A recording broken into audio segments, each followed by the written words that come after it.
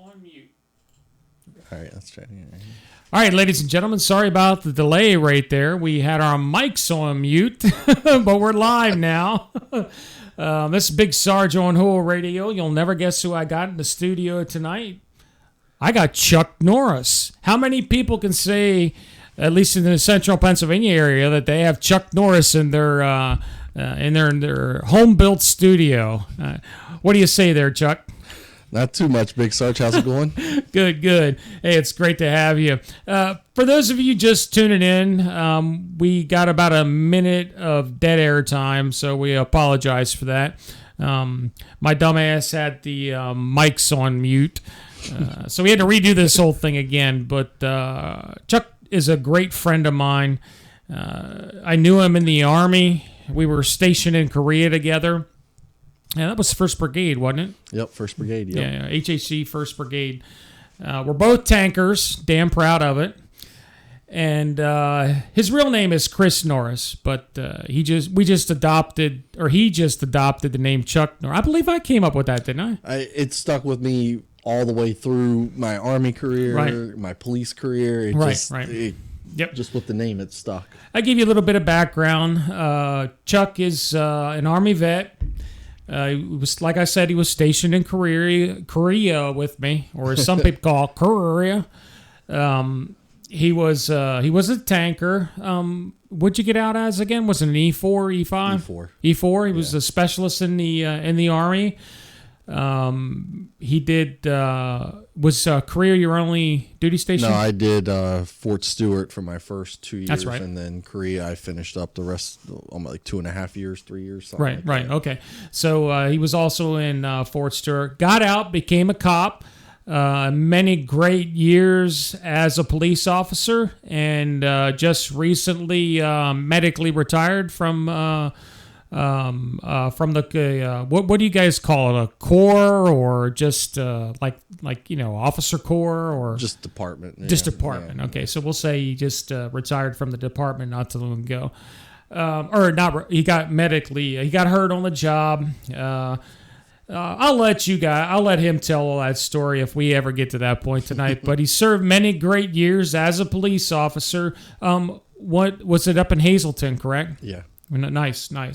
A well-respected man in his community. Moved down to the Harrisburg area here in Pennsylvania, and now is head of security of a major retail organization, and doing great and wonderful things for the Harrisburg, PA area. Welcome to the show, Chuck. We're glad to have you on. Thanks, Sarge. So, a lot of things going on. I guess we're just going to start off by talking politics. There's so much to talk about. There really is. It's crazy. And for those of you that are listening out there, we already got folks joining us. And hey, feel free to talk in the chat. Tell us who you are. If you got a question for Mr. Norris or myself, or just want to comment, go ahead and give us a comment. I guess the big thing now is this whole Megyn Kelly thing with her and Alex Smith.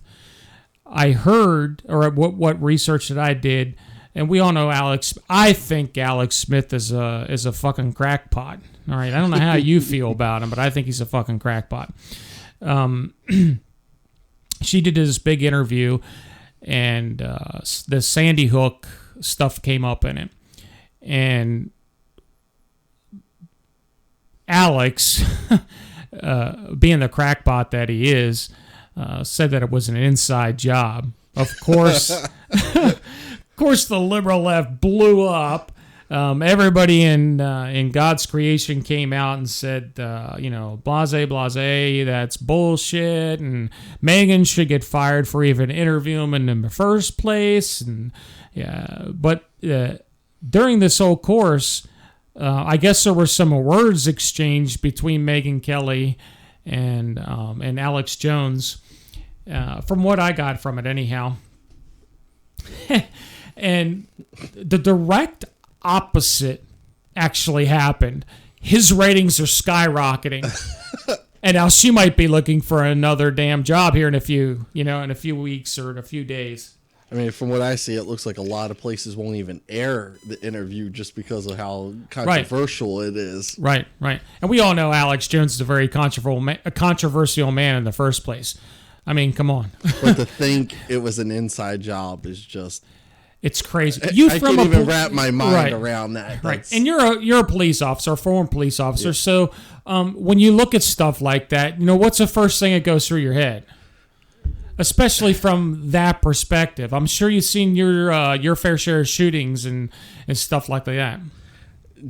Like they active shooting. I mean, even currently, I go through active shooting training, and active shooting training. It's not usually it has to deal with somebody that in workplace environments. It's usually a disgruntled coworker or a spouse of a coworker, right? And it's usually planned out, and typically, it might last no more than 5 minutes, is what they say on average. Active shooting happens. So to think that it was like an inside job is just like. All the investigation's been done. The facts are there. Everyone knows what happened. Right. And I mean, it happened years ago. I mean, and to say now to think it was an inside job, I don't know. Drives you completely bonkers, doesn't it? A lot of people drive me completely bonkers with some things that they say. Wow. So what do you think about the left? Well, I guess if you want to talk about it, it goes across the board all over the place between the all right and the all left. What do you think Megyn Kelly probably should have gotten a lot of heat over that? I mean, really, since she's left Fox News, at least from my perspective, I don't think she has done as great a job as far as a journalism is concerned. What's your take on that? I mean, she had to have known, like, interviewing somebody that comes up and says something like that isn't going to be good for her image. I mean, to think that you're going to get people respecting, if she's a respected journalist, why would you bring somebody on that is just bizarre like that with a conspiracy theory? I mean, exactly. And want to call that, you got the big fake news shit going around all over the place nowadays. No, I agree 110%. I thought news was supposed to be factual stuff, not... Right. And I didn't see the point. I didn't get the point of that whole conversation in the first place. I mean, again, I didn't watch the whole thing. But what little bit that I did watch and what I seen, it's like, what were you thinking? What was your mindset when you went into this? I totally didn't get it. I totally didn't understand why she would even want to pursue somebody like that. I mean, I haven't really followed her that much, but I mean, has she really taken such a dive that since she left Fox that she needed to do that to try to boost herself? Or what? Right. That's what I'm trying to understand. Like, why would a well-respected journalist... I mean, I don't know if she was well respected, but well, I mean, she's famous. Yeah, she's famous. I mean, come on, she just interviewed Putin. Well, yeah. So, I mean, why would you go from Putin to Alex Smith or Alex Jones? Sorry, Alex Smith. He plays for the Kansas City Chiefs. Here, listen to me. Don't listen to me. For those of you listening out there, I don't have my video capabilities opened up yet. So our next one will be on video. But for now, we're doing audio. This is our first live stream on YouTube for HOOAH Radio. Disregard the War Room down there. We're not affiliated with the War Room anymore. We're just straight HOOAH Radio. And... So I decided to bring Chuck into the studio tonight since he was in town. I know you got a busy schedule, and you're not getting any younger. You're what, in your 70s now? Yeah, I feel like it. Pushing 80. Pushing 80. I decided to take advantage of it. I mean, we sit here and we talk politics all the time, so I said, why not just bring it on air and have some fun with it? Yeah. So we're sitting here drinking some brewskis, having a good time, and talking politics on HOOAH Radio. For those of you who want to talk about or want to know what HOOAH Radio is, just do a search on Facebook. Or if you want to go to this address, it's www.facebook.com/HOOAH Radio, and that's spelled HOOAH. And we'll post our show times on there. And we do have a website out, but I haven't posted it yet. I'm still waiting on a few things to get straightened out. Okay, back to the good stuff. So, did you even see anything about, since we're on the topic of Megyn Kelly, did you even see anything about the Putin interview? No, I didn't see. Oh, man, you missed a good one. Putin stomped her ass. Really? Curb stomped her ass. I think that was the start, in my personal opinion, of the downfall. Well, if you want to really get technical, I think when she left Fox News, when she was going on her tirade about Trump, when she had that little fiasco going on, I think that was the beginning of her downfall. And then when she went to Putin and interviewed Putin, oh my God, he totally destroyed her. I mean, it was just this off the wall. Aren't journalists supposed to be the ones in control of the conversation? She was not in the least. He was smart. He was articulate. Well, you don't get to be the head of the KGB for You're absolutely right. How to do that? She dressed sexy. She was going in. He was hitting on her left and right. It was blatant, and he had no shame. And I'm sitting there like, all right, Megyn Kelly's a good-looking woman. Yeah, she is. All right, she's a very good-looking woman. So when you're going in there with a short skirt hiked all the way up to your ass, and you're interviewing Putin, and you're thinking you're not going to get any sex jokes afterwards, you know goddamn well they were sitting in their KGB lounge, smoking their fucking cigars, drinking their vodka, going, "You'll see those goddamn legs?" How's anybody going to take you serious? I mean, come on. What, don't you agree? I completely agree with you on that. If you're going to do, especially when you're interviewing a president of a foreign country, I mean, even this country, at least dress appropriately. Right, you know? right. Like, she was, she was hot. Don't get me wrong. Yeah. All right. No offense, honey, because I want to make this statement right now before I get shot tonight. I love my wife, and she's the most beautiful person in the world. All right, go ahead, Chuck. I was just going to say, on TV, though, anymore, sex is what sells on TV anymore. Yeah. And that's why I think they've started going to that standard, because it attracts a lot more viewers. Yeah. Which, I mean, it's a shame that, it's come to that, but that's society now. It's funny you mentioned that. We were just talking about that the other day on one of my shows, and I'm going to get on the subject of female-male equality.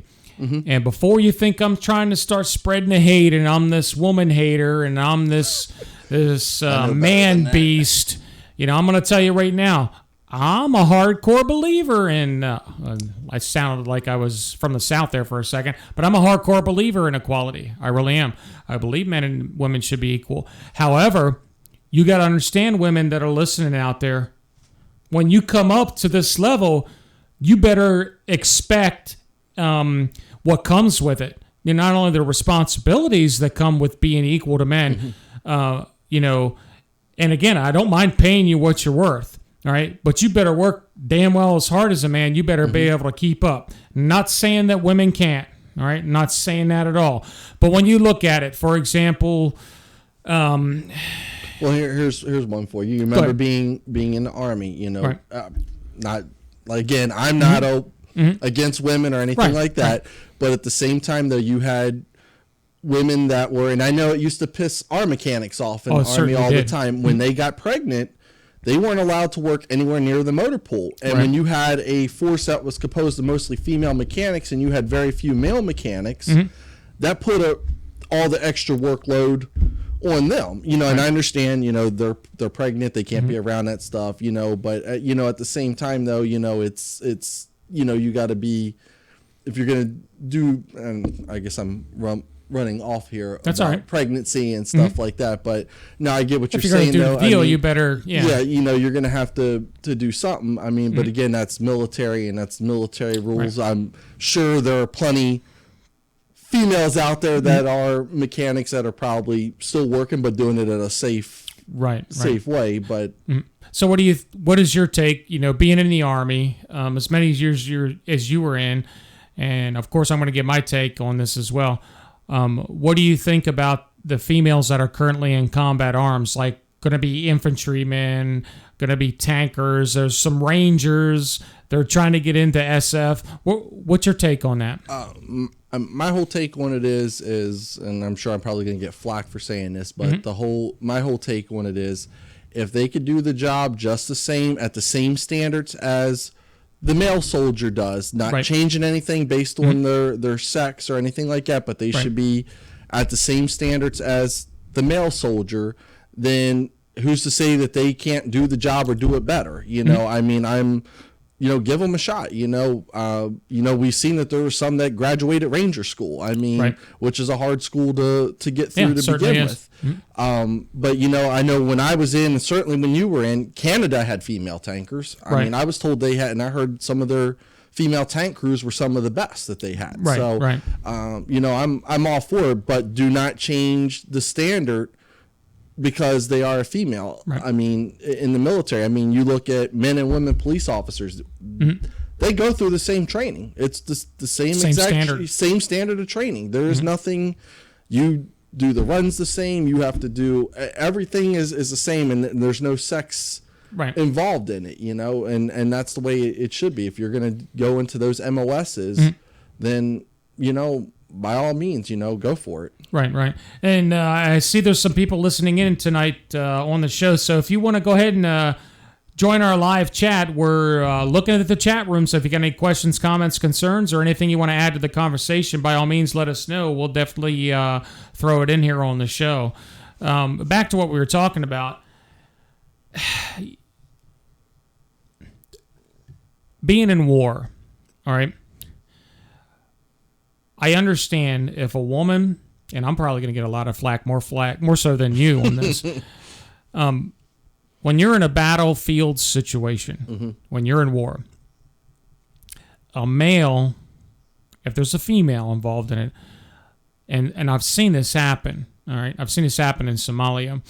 We had this gentleman, and again, this is just from my personal experience. I'm not saying it'll happen across the board. I'm not even going to say that it will happen, but I'm just telling you what I saw and how I perceive things.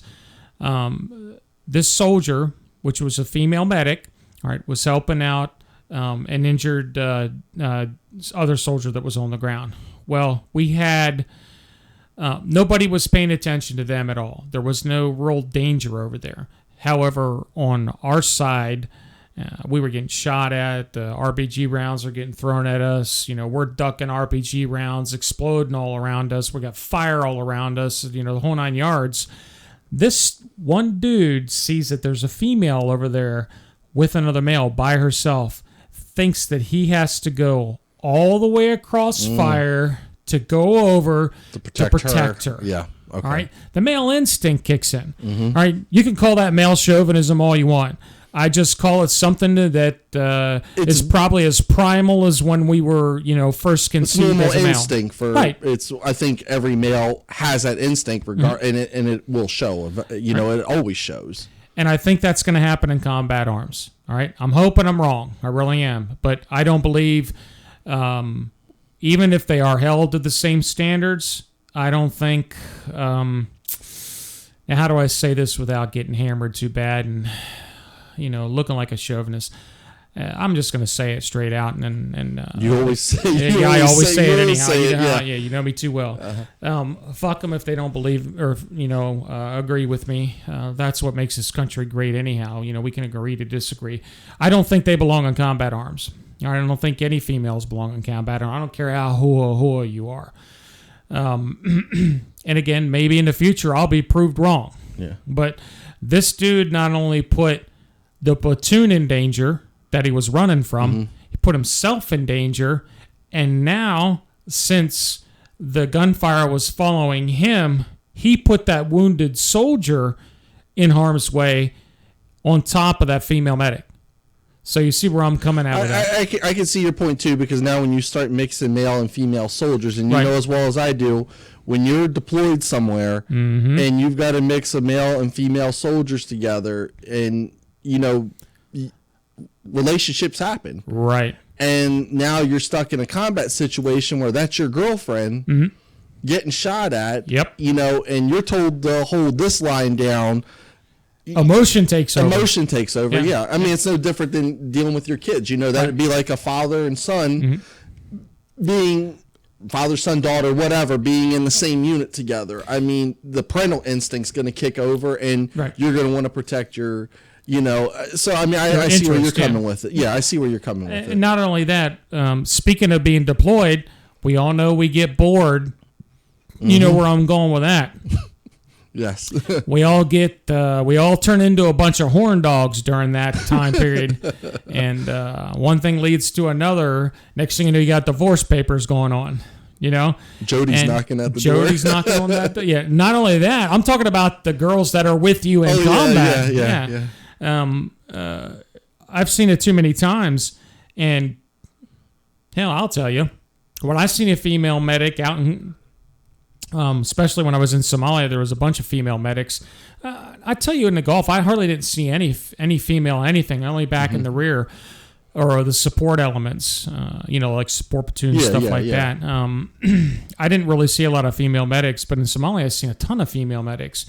And let me tell you what, when you're out there a year without getting any, and she's looking good... That's the only thing on your fucking mind. I think at that point, anything's starting to look. You know what I'm saying? You don't even have to drink a 6-pack. Oh, God. So you see where I'm coming from. I got you. And a lot of women will be like, no, bullshit. I don't give a shit. You got knees just like men do. Women are just better at hiding it than men are. Yep. But I've met quite a few girls that I think are worse than most guys that I know. Right. Well, men are dogs. Yeah, I agree with you. I ain't going to say I'm a dog. I used to be. Yeah, I'm going to say that. And I would, if you were a good-looking girl and I could get in your pants when I was young, hey, forget about it. I was in there. You know what I mean? Yes. That's just the way things are. Again, ladies and gentlemen listening out there, I see that we have a few folks watching. Join us in the chat room. Let us know what you think about what we're talking about. And if you got a question for Chuck or myself, go ahead and throw that out there, or a comment or a concern. But, I mean, and that's why I don't think that females should be allowed in combat arms. Only, not that they can't handle it. I'm sure they're quite capable of handling. Yeah. I'm just afraid of what the males will do. And that's... I could see that. Not only that, can you think, even if they were both consenting adults, and I've seen this happen 1,000 times in the fucking military, and it pisses me off every time I think about it. She gets mad. He don't want to leave his wife when they get back to the rear. Next thing you know, she cries what? Rape. I saw that happen with the soldier I had, the female soldier I had underneath me. I mean, I remember she, and I was used to warn them when they came into the unit. I'm like, you need to stay away from the guys in the unit, But I guess, she ended up by getting a call. It was a Friday night, and it was like 11 o'clock at night. I get a call from one of the other female sergeants that she was over in the room with, saying that she was slitting her wrists over there because I guess they all were drinking, and the guys that she, lots of the guys that she banged, she ended up getting naked in front of everybody, started taking off her clothes, and they started calling her names and stuff like that. So she, and it's sad because I had to go deal with that. And then, of course, I had to wake up the platoon sergeant, and I had to wake up the first sergeant, and watch hitting it. Yeah. So that it didn't turn out well for her, but unfortunately, some, well, we both know a lot of guy soldiers they can be freaking cruel once they get what they want. Certainly can. And again, it goes back to what I was saying. She very well could handle the job probably better than most men. But when it comes down to it, it's not her that I'm worried about. It's the dude that's in the foxhole to her left that I'm worried about, or the foxhole to her right or in front of her and behind her, when he should be protecting one person, but he's screwing her or being with her or has feelings for her or whatever. He's got to be the hero. Men want to be the hero. They love being the hero. Yeah. I don't care who you are, if you're left, right, center, whatever. Everybody loves to be the fucking hero. And the only way I could see that they could possibly get around that is if, once it comes out that you are involved with somebody within your unit, that one of you gets transferred to another company within your battalion, so that you're not not putting anybody else's lives in jeopardy because you have feelings for the other one or whatnot like that. I mean, because I remember, I think they kind of did away with it, but I think there was even a time where when you got promoted from within your own unit that you weren't allowed to be promoted with, still with the guys that you came up through the ranks with, because some of them were lower ranked than you, and now you were in charge with them, and you guys are friends. I think they used to transfer you to different companies or out of the platoon or something like that. Yeah, so we used to call that fraternization. Yeah. Even not only just with the male-to-male counterparts, but even with the females. Yeah. And look, let's be honest. And we're going to get on this topic in here in just a minute, because I'm really heated about this, and I know you are too. And that's transgenders in the military. But back to what we were talking about. I don't want, if there are any women listening out there or any men that think that I'm a sexist. By far, I'm not. Same here, yeah. I'm not. I believe that they should have the same rights and abilities as a man to succeed in this world, if they can do the same things a man can. All right? If they have the same abilities or better. I've had females in charge of me, some of the best leaders in the world.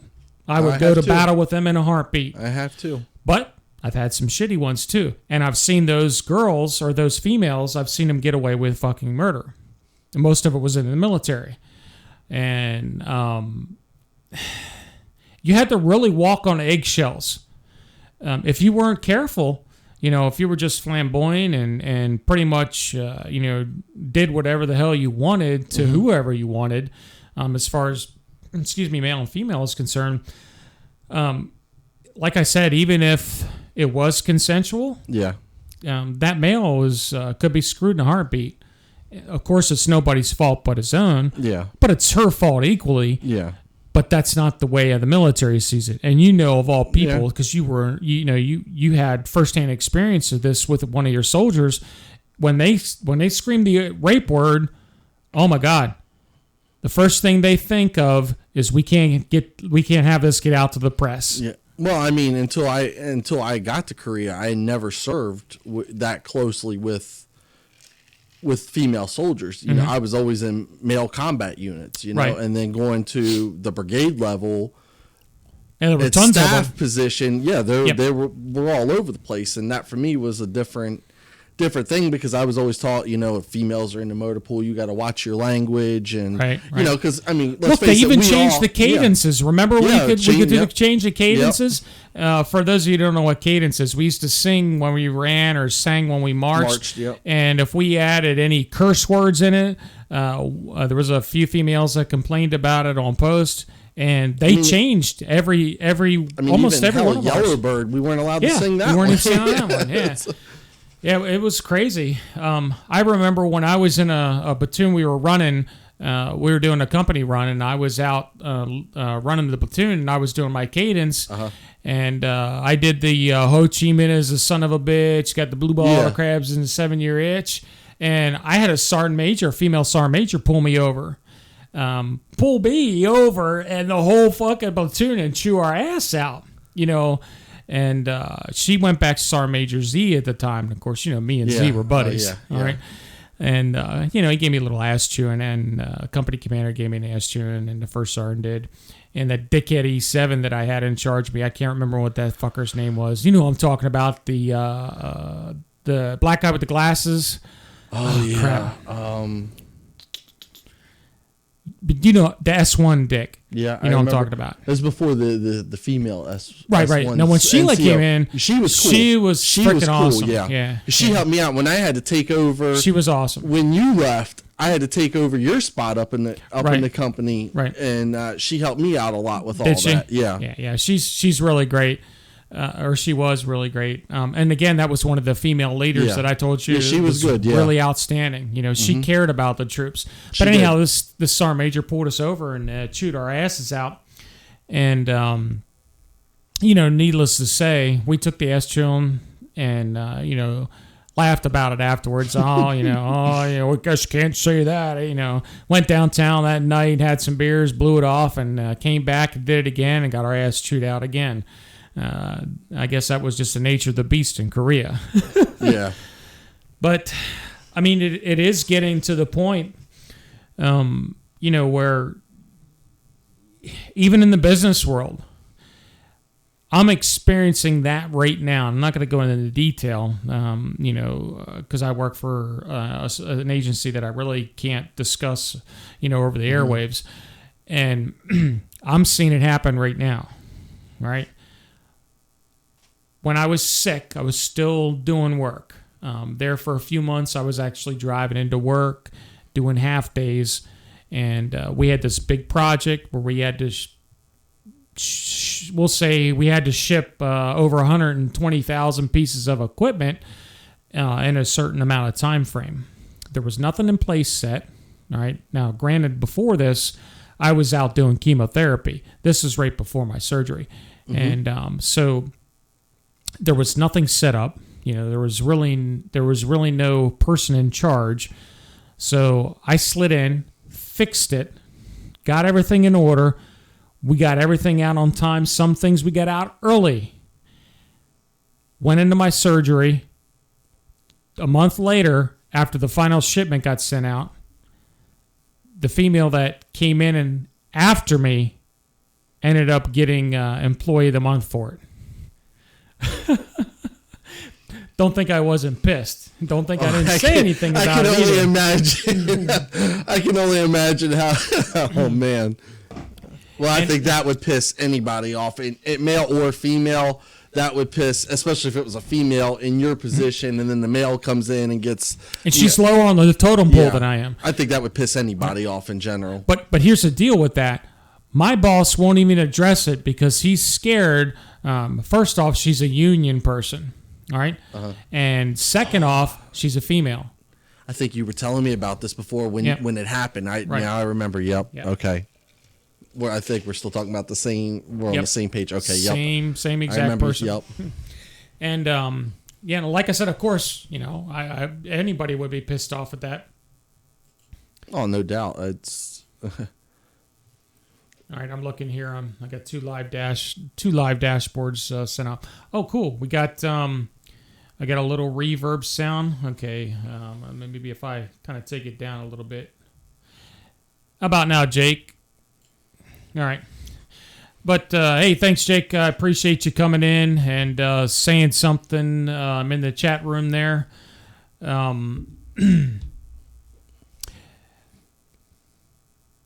Oh, okay. He said my Facebook post only showed as a notification. All right, we'll have to fix that. Again, this is the first one we threw up, so hopefully folks can find it. I appreciate your input there, Jake. Yeah, and he's smiling too. He understands. He knows what we're talking about on this, you know. And the thing about it, and everybody out there that's listening, if you want to join Jake and I in the he's a Bressler friend of mine. Thanks, Jake. Great to see you. I know exactly Jake is now. yeah. I'm a real good friend of Big Sarge.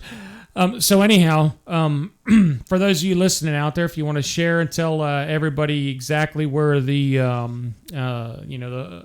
located at here on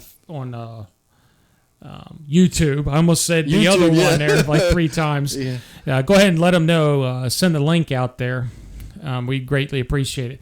So anyhow, back to that. We'll close that out and get on to the next subject here. And like I said, it's not that what's the word I'm looking for? I don't want to be politically correct. Fuck all that. We're not here to be politically correct. that ship's gone.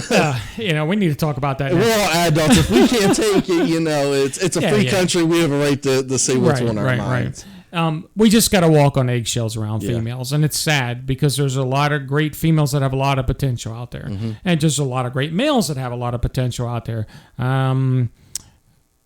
We'll get on the transgender subject here in a minute. No, because like what you're saying, I had a female employee of mine in my job. When I hired her, she interviewed great. I trained her. She was on top of things. I thought, this is somebody I can mold and advance her career further. And she was on top of things. And towards the end, before she left, there was an incident where I was on vacation and something happened, and she didn't think that the company it was another employee threatened her and somebody else, and she didn't think the company was did anything fast enough to her liking. But there's still channels that the company has to go through, things going through HR and then through corporate HR and management and stuff. And I took time off from my vacation. When I came back, I had a day off that I was supposed to go spend with my children. And she didn't feel comfortable about coming back to work because this employee was still working. Right. I came in on my day off that I was supposed to go, be with my kids and do my thing. And I'm handling this mess for her to make her feel safe and comfortable at work, because I don't want to see anybody. Nobody should have to go through what was said and what happened there. No. And, I'm sitting there, the corporate HR is calling us and said, I'm trying to get a hold of her to let her know that this guy's been fired, but she's not answering the phone or returning her call. So I'm like, it's 3:00 in the afternoon now. And she was supposed to work that day, and I'm in working for her trying to take care of this. Right. And I call her, and the phone rings, and she just wakes up, and she's just woke up. And I'm like, you need to call HR, and I was, and I'm not afraid to say, I was a little pissed because I'm on my day off handling this issue for her to make her feel safe. And, I told her, you need to buy the phone and stuff like that. And here she is sleeping, and no one's been trying to call her for hours. And I'm getting pressure from corporate on my end, from my division, about what's going on. And, they resolved the issue. So she comes back to work the first day back to work. And, there was a case that she had to go to a court, and she comes in and she says, you could take off, why don't you leave early or leave early, something like that on this day because so-and-so's working with me. I said, it doesn't work that way. I said, I don't get an extra day off. I don't get to leave early or take an extra day off because I came in and worked on one of my days off. It doesn't work the joys of management, right? Yeah, the joys of management. I said it doesn't work that way. Right. Well, she goes to court, and needless to say, she ended up losing the case.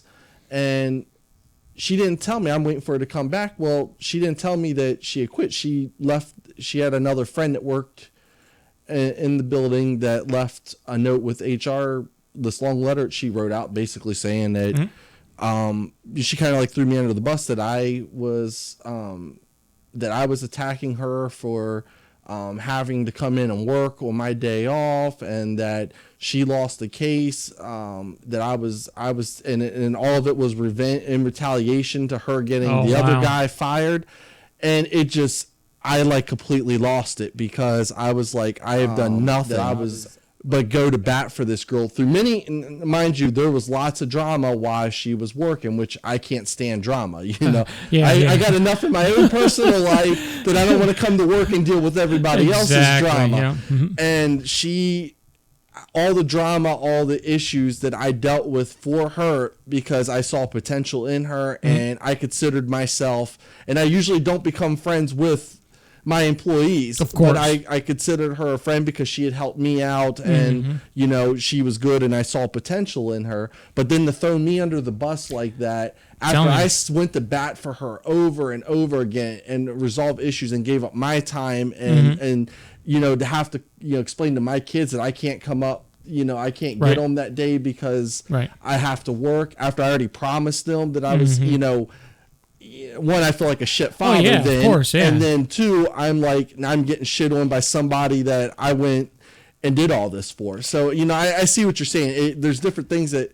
Right. piss you off. I mean, it could have very well been a male too, but I'm just saying, Right. shit Right. like that really pisses and you just off. proved my point. Yeah. If anything, you prove what we were talking about. Men have that capacity to do that. And whether, and you said it very well could have been a male just as well. But yeah, so, all right, enough talk about that. I've been wanting to talk about this with somebody forever. And we got on the conversation a few weeks ago, but nobody on my War Room show about 2.5-3 weeks ago. It was 2 Saturdays ago. Okay. On my Saturday show, Open Topic Saturday. We had brought this topic to discussion. I had 15 callers on the air. Not one of them fuckers wanted to talk about it. They were like this. I think it's because it's such a touchy subject now. Such a touchy subject. And they didn't want to say anything over the air. And so I'm going to bring it back up live on air here on HOOAH Radio. All right? What's your take on transgenders in the military? Okay, Now listen, ladies and gentlemen, I want to say sorry about this. Yeah. Look, before you think we're spreading hate, I'm going to tell you this right now, and Chuck's going to say the same thing. I know he is because we talked about the subject already. We touched, when we touched earlier on a little bit. We're not spreading hate, and if you think that, you're a fucking idiot. I agree. All right. I don't give a shit what you do on your own time. I don't care what you do with your boyfriend or girlfriend in public. If you're drinking a wine or a beer or whatever, I'll talk to you. I'll say hi to you. I got friends that are transgender, gay and lesbian, and they're great people. All right. Yep. I'm not spreading hate. So with that, all right. Yeah, I was just going to say the same thing, Sarge. Before I get into it, Yep. I have many friends that are gay. I have, and I consider them good friends, and, I have nothing against anybody at all. My issue with transgenders being in the military, I don't care that they're in the military. Don't get me wrong about that. Where my problem comes into is now where the military is going to pay for their surgeries. That I don't agree with. If you want to get it done, that's fine. That's your constitutional right. That's your American right. That's whatever. And I'm with to get you it on done. You should have to save up the money like the other ones who don't serve in the military to get it freely paid for. There are vets out there. So guys that get out of the military, they can't even get help at a VA hospital. Can't even get their medical bills paid that need it more than somebody just to join to have their sex changed. I don't understand the logic or the thinking in that. It's like when you get a bonus for enlisting in the military, if you get out before your time's up, they take that money back from you. Oh, yeah. And they will collect that money back from you. How are you going to reverse a surgery that's given? They're paying for it, and that surgery cannot be cheap. No. I mean, there's people out there suffering that need stuff that can't get it done, but they are trying to, I don't know if it's a new recruiting technique or what. It irks me that the government is willing, we've got people back home that need money, and they're going to spend that money for military doctors or civilian doctors or whoever does it to perform this surgery. And, we got budget cuts here and there for stuff, and that money could be used for other things. And like you said, we're not talking about like little surgery here. No. We're talking about thousands and tens of thousands of dollars, that could be put somewhere else, Jake said that's perhaps the biggest issue, really. He says, I don't care if you're Harold or Slick Sally that day on the field. If you got my 6, that's all that matters. That's it. I agree, yes. Yeah, I agree with you. But yeah, you're absolutely right, and Jake agrees with you as well. He says, but their military is paying for their hormones, their hormone surgery, stuff like that. And none of that stuff is cheap. We can't even get people. I mean, I have family that have children that are allergic to stuff. They can't even afford a EpiPen, and the military is going to pay for people to have a major surgery done, and you got people out here that can't afford a medicine that should be readily available. And not to go off topic, but here's the other thing too. It's from being a cop, and we all know about the heroin epidemic that's going through the country, especially in Pennsylvania. Yeah, in Pennsylvania alone. Police carry Narcan around with them now for the heroin overdosers, and they have multiple using it on the same people over and over again. I mean, the cost of that stuff is expensive, which goes to, you got people that can't afford medicine that they need, patients that their life or death matters with getting medicine that their insurance doesn't pay for or whatnot, but yet we can spend money, to buy Narcan for people who want to keep trying to kill themselves on drugs, and, the military wanting to pay to give somebody a surgery. I just don't understand people's mindset. I don't. Yeah. If I'm missing something, please let me know, because I can't wrap my mind around it. Here's my problem with this. First off, you can't discern whether or not you want to be a man or a woman. Okay? And like I said, I get it. Completely with it. All right? One of my really, really great friends who I had, she used to be with me in the Veteran Chamber of Commerce. Okay? She's a real huge advocate, and she's been involved in the LGBTQ community for a very long time. And she will be the first to tell you that there's a huge agenda with them right now. And they want money, they want to spread the rhetoric, and they want to be identified eventually as a race, so to speak. At least that's what she was telling me. And I'm not going to say her name because I want to respect her identity. Okay. Maybe not a race, but something to that effect.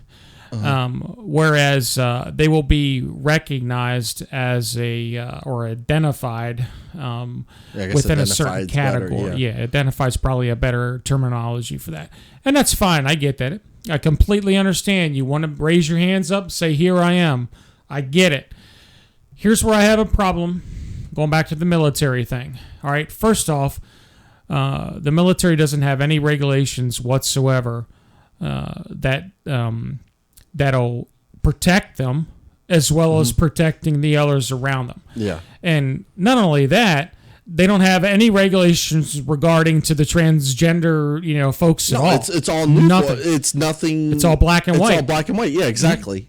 So I think they shouldn't be allowed in the military till the military gets their shit straight on that front. Okay. Thanks, Rix. I appreciate that. And thanks for joining us. Another good friend of mine. And you're right. They shouldn't be allowed to spend that much money, or the military should be allowed to spend that much money on surgery after surgery after surgery just because they want to join the military to transition. Right? Again, that's going back to the point that I made earlier, where they don't have any regulations regarding that stuff. No, so they're just shooting from the hip. And you can't do that. Our military capabilities are to be able to deploy anywhere in the world between 12 and 18 hours. Yeah.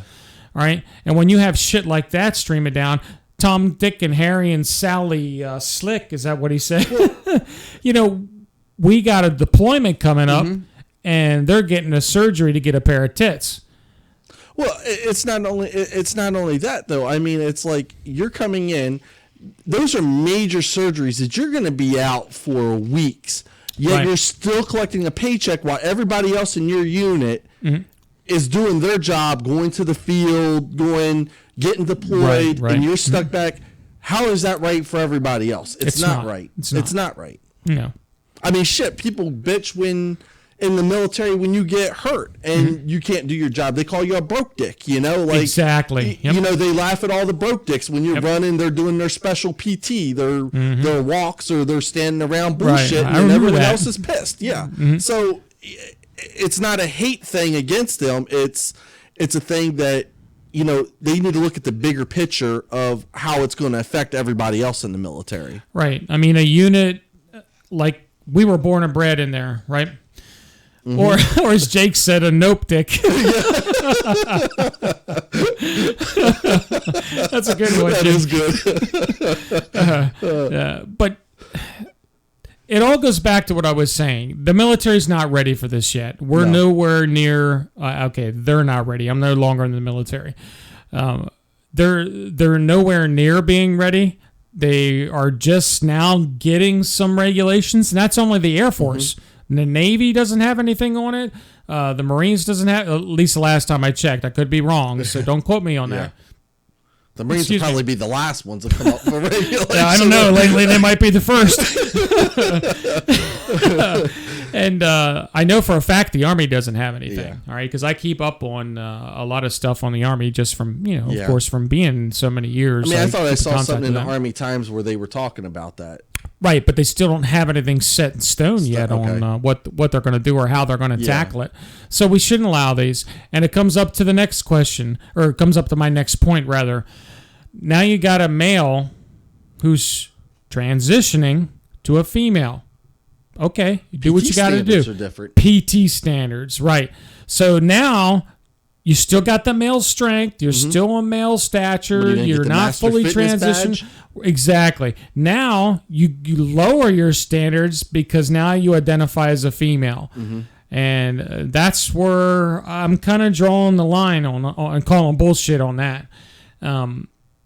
You just can't. Just like you were saying earlier, you still got the male physique. You still got the strength of a male. All right, you still got that. You stop taking the hormones and stuff. You become back to the sex that you were because that's the way you were genetically created. Right.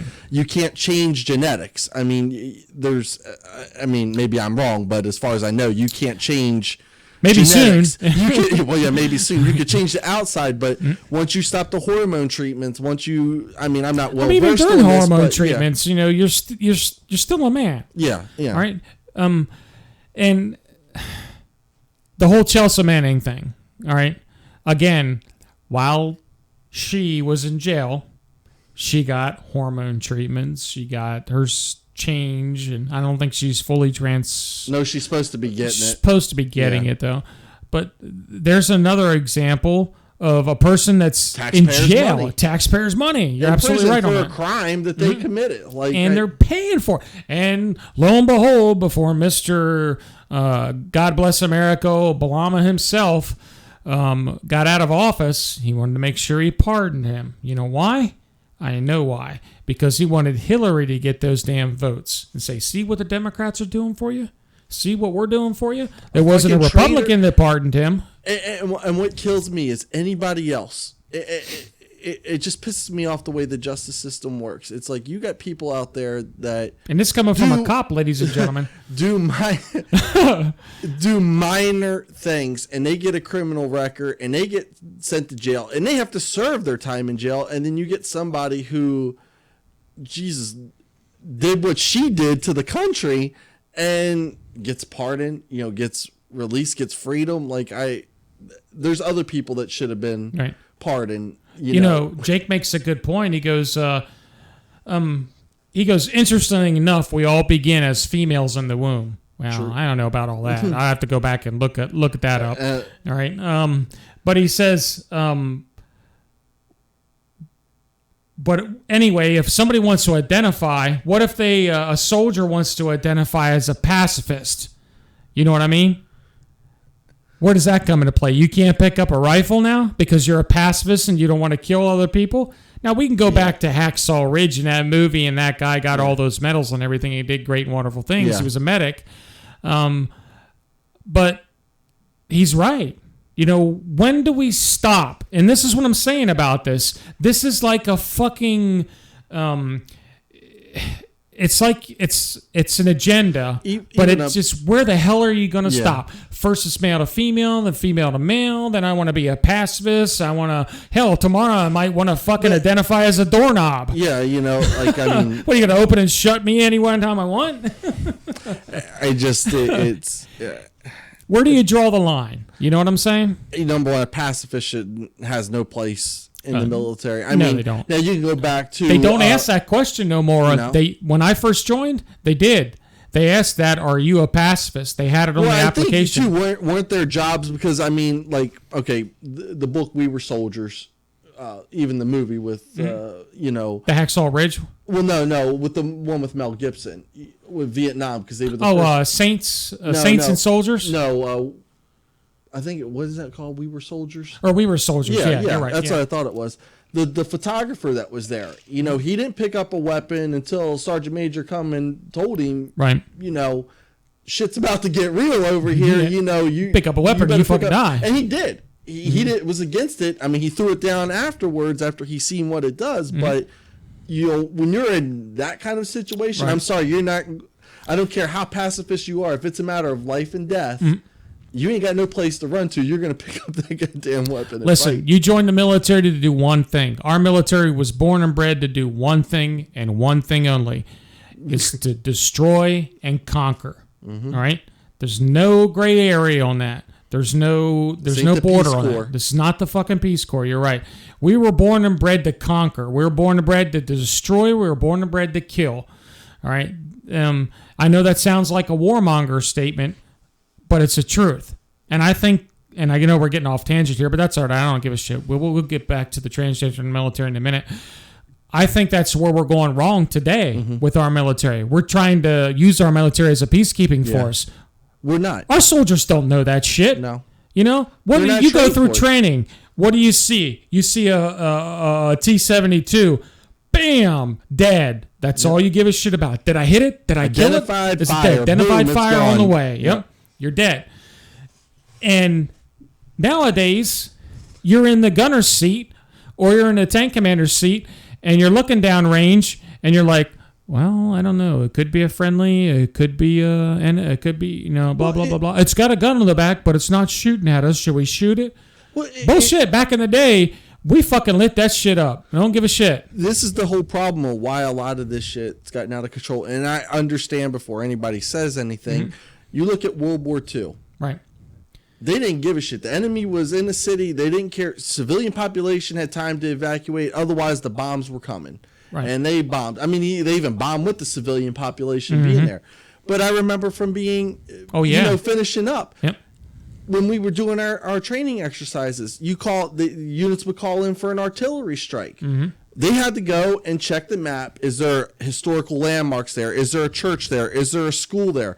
Well, we can't target. We can't fire there because of the historical landmarks, the church there, and I get that, but there's a time. War is war. War is war. Exactly.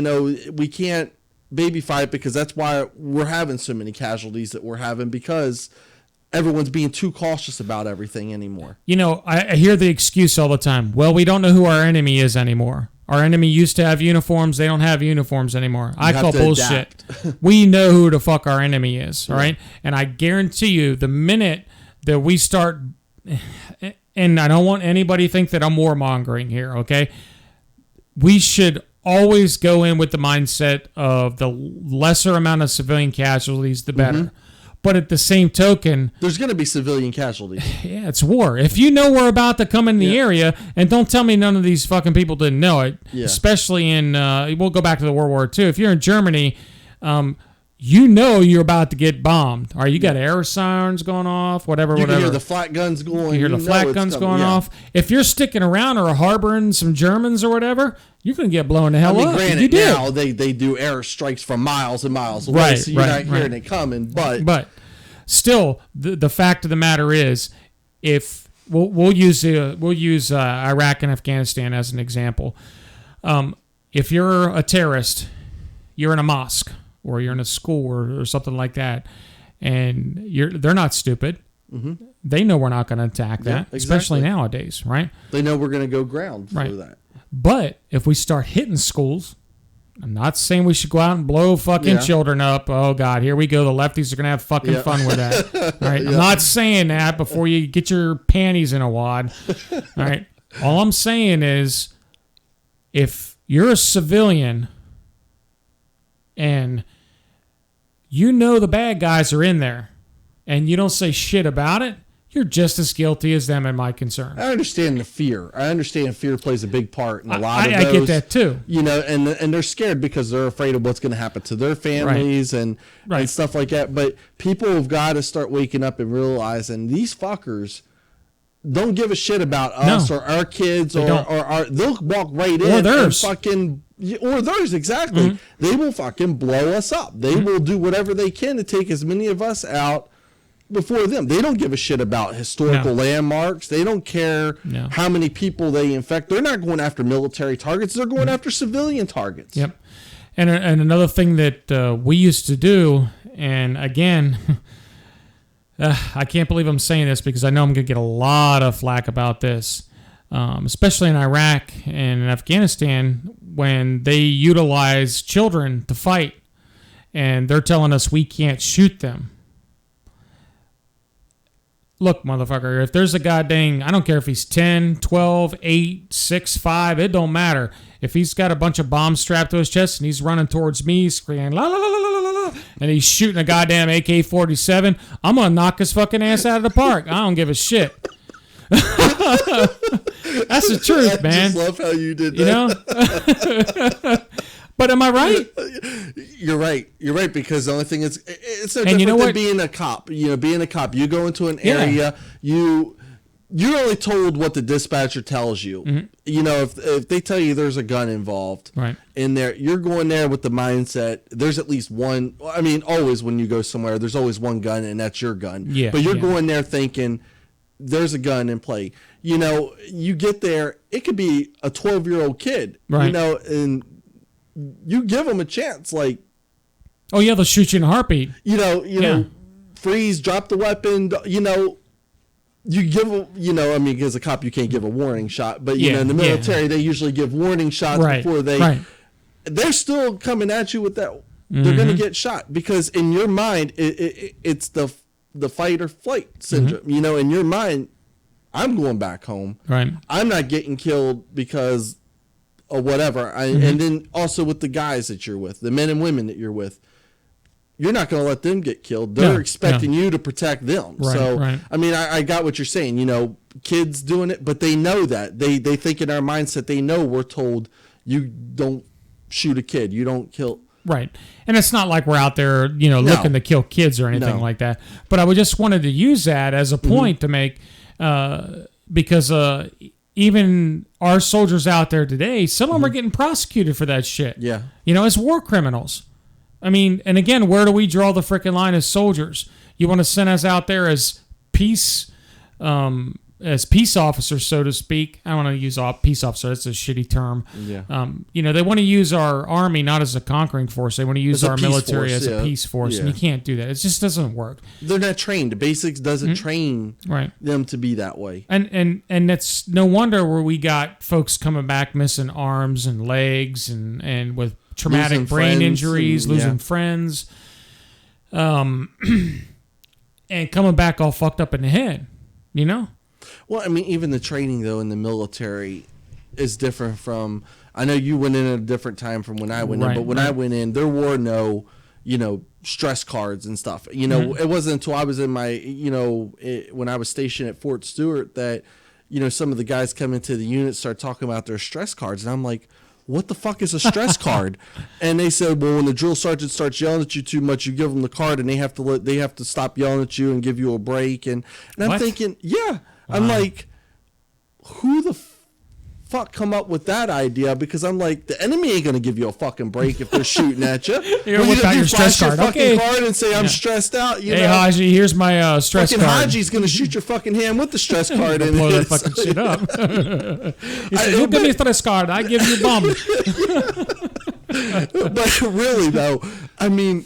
Hell, maybe maybe the enemy should give all the Hajis, maybe they should give them all stress cards and they could just whip them out and hell, problem solved. None of us like that. I mean, granted, I have a lot of respect for my drills. I understand why they did the shit that they did to me when I was in there. So do I. You know, I hated the motherfuckers while I was there. So did I. But after I got out, I was like, complete. If they didn't do this shit, they prepared me for what. And all my drills were Gulf War veterans. You know, they all had seen combat, so I was fortunate in that aspect versus other ones coming in that had drills that never saw combat a day in their life. Exactly. So. Yeah. No, I know how you feel. When I was in, I couldn't stand my drill sergeants, not one bit. Mm-hmm. But I ended up really liking, really respecting this one drill sergeant. His name's Drill Sergeant Ashley. I actually met him. He was my first sergeant years later, and he remembered me. And I'm going to tell you the story. All right, we were at a time in basic training where we weren't allowed to eat dessert, right? Uh-huh. And our drill sergeant, it happened to be Drill Sergeant Ashley. He said, Brant, I was platoon guide at the time. He said, nobody is allowed to eat any dessert. If I catch any of you dicks eating dessert or anything associated with dessert, the only thing you can eat is fruit. Anything fruit, I don't give a shit about. But if I see you eating dessert, I'm going to roll your ass out in the sand pit all day long. In Mop 4. Oh, hell no. Oh, hell no. So, with that said, me being the smart ass that I am, I ate apple pie that night. He seen me. He brought it up in mail call that night, and he says, Brant, I think I seen you eat some apple pie. He was a Southerner, right? Yeah. And I go, yes, I did, Drill Sergeant. He goes, now what the hell did I just say about eating and I'm dessert? Sure he didn't say hell. Yeah. Oh, he said some more. He said, what the hell did I say about eating dessert? And I said, you said we couldn't eat dessert, Drill Sergeant. He slammed my mail down on the floor and said, well, then what in the hell were you eating fucking apple pie for? I said, well, Drill Sergeant, you said we could eat fruit. I was pushing dirt all night. And you know what? I seen that fucker about 10 years later, and he still remembered that. Really? And you can imagine the thousands of soldiers he trained, and he still remembered that after all those years. I met him later, but he was one of my. He smoked the shit out of me that night. Oh, God I damn. can only fucking imagine. I was by myself as a platoon guide doing front lean and rest position in his office, and he was laughing his ass off the whole time. And, but that was funny. But I had this one other guy. His name was Gladney. That fucker hated me. I mean, I did split op program. My junior year in school in the summertime, I went to basic, and then when I graduated, I went to AIT. Then I went to my unit. This fucker remembered me a whole year, and I wasn't even off the bus, dude. I wasn't even. They did like 2 years, I think, as drills. And I'm like, I figured, okay, I'm not going to run into him. He's probably out, or else he'll never remember me, right? That fucker hated me so much that he came up into the bus, and I seen his ass, because he used to wear gold fucking teeth. I'll never forget his ass. He looked right at me and said, I've been looking for you, Brant. Come here, dick. I was like, fuck. They love calling you dick, didn't they? Yeah, they did. I was like, son of a bitch, how do you know I was here?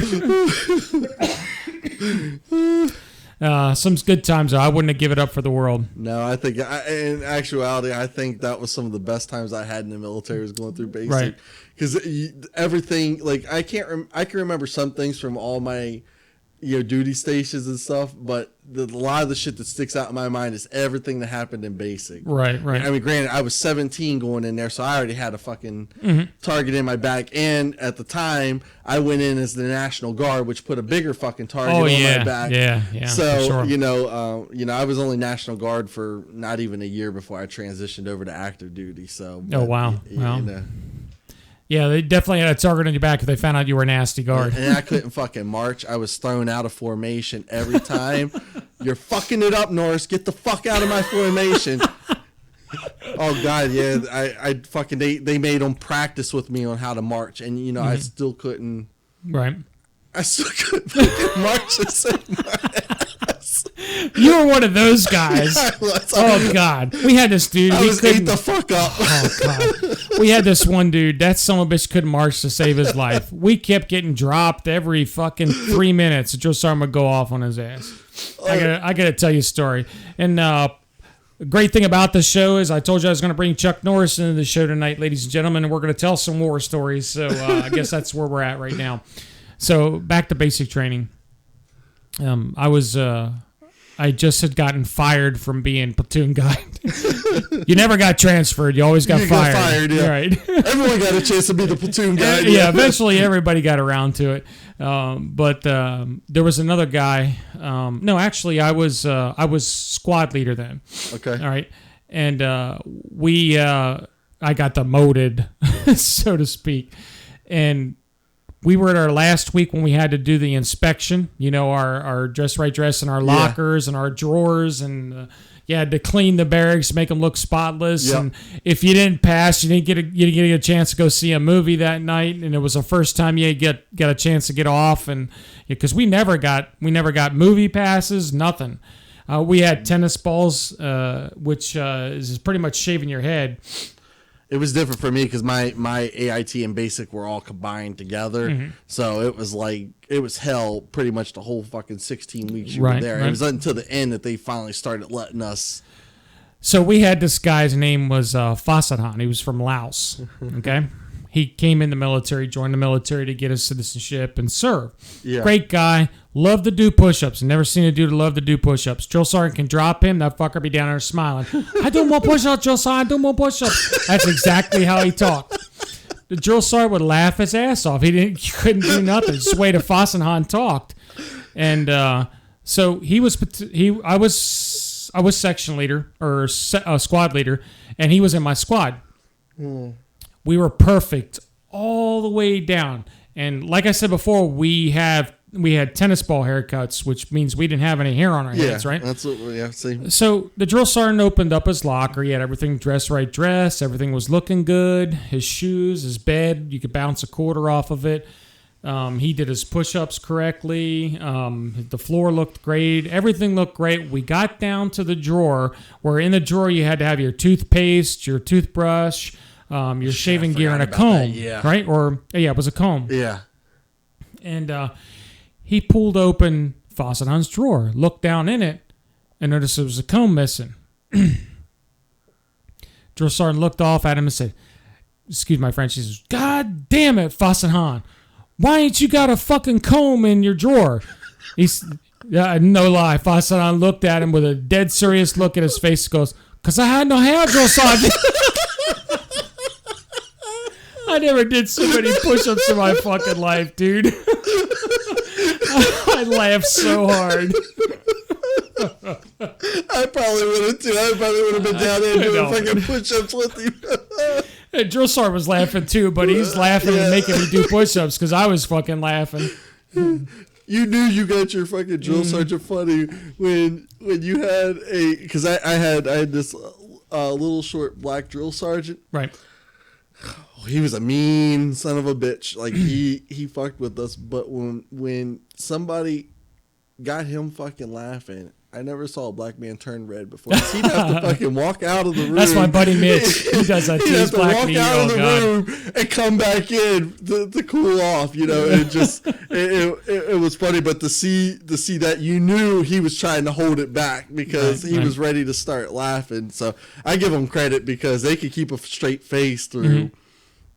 Through any of that shit. Yeah. Of course, you get after thousands and thousands of troops training, you learn to develop a thick skin, because of that. There's a guy that I follow on Facebook, and he does YouTube videos. I don't know if you ever saw him. His name's HOOAH Thomas, I believe is what he is. He does. If you look him up on YouTube and on Facebook, he does a lot of military stuff. But I guess he must have been I don't know if he's still in or if he just got out. But I guess he was a drill instructor at one time. So he goes back and does a lot of old school drill sergeant. Oh, yeah.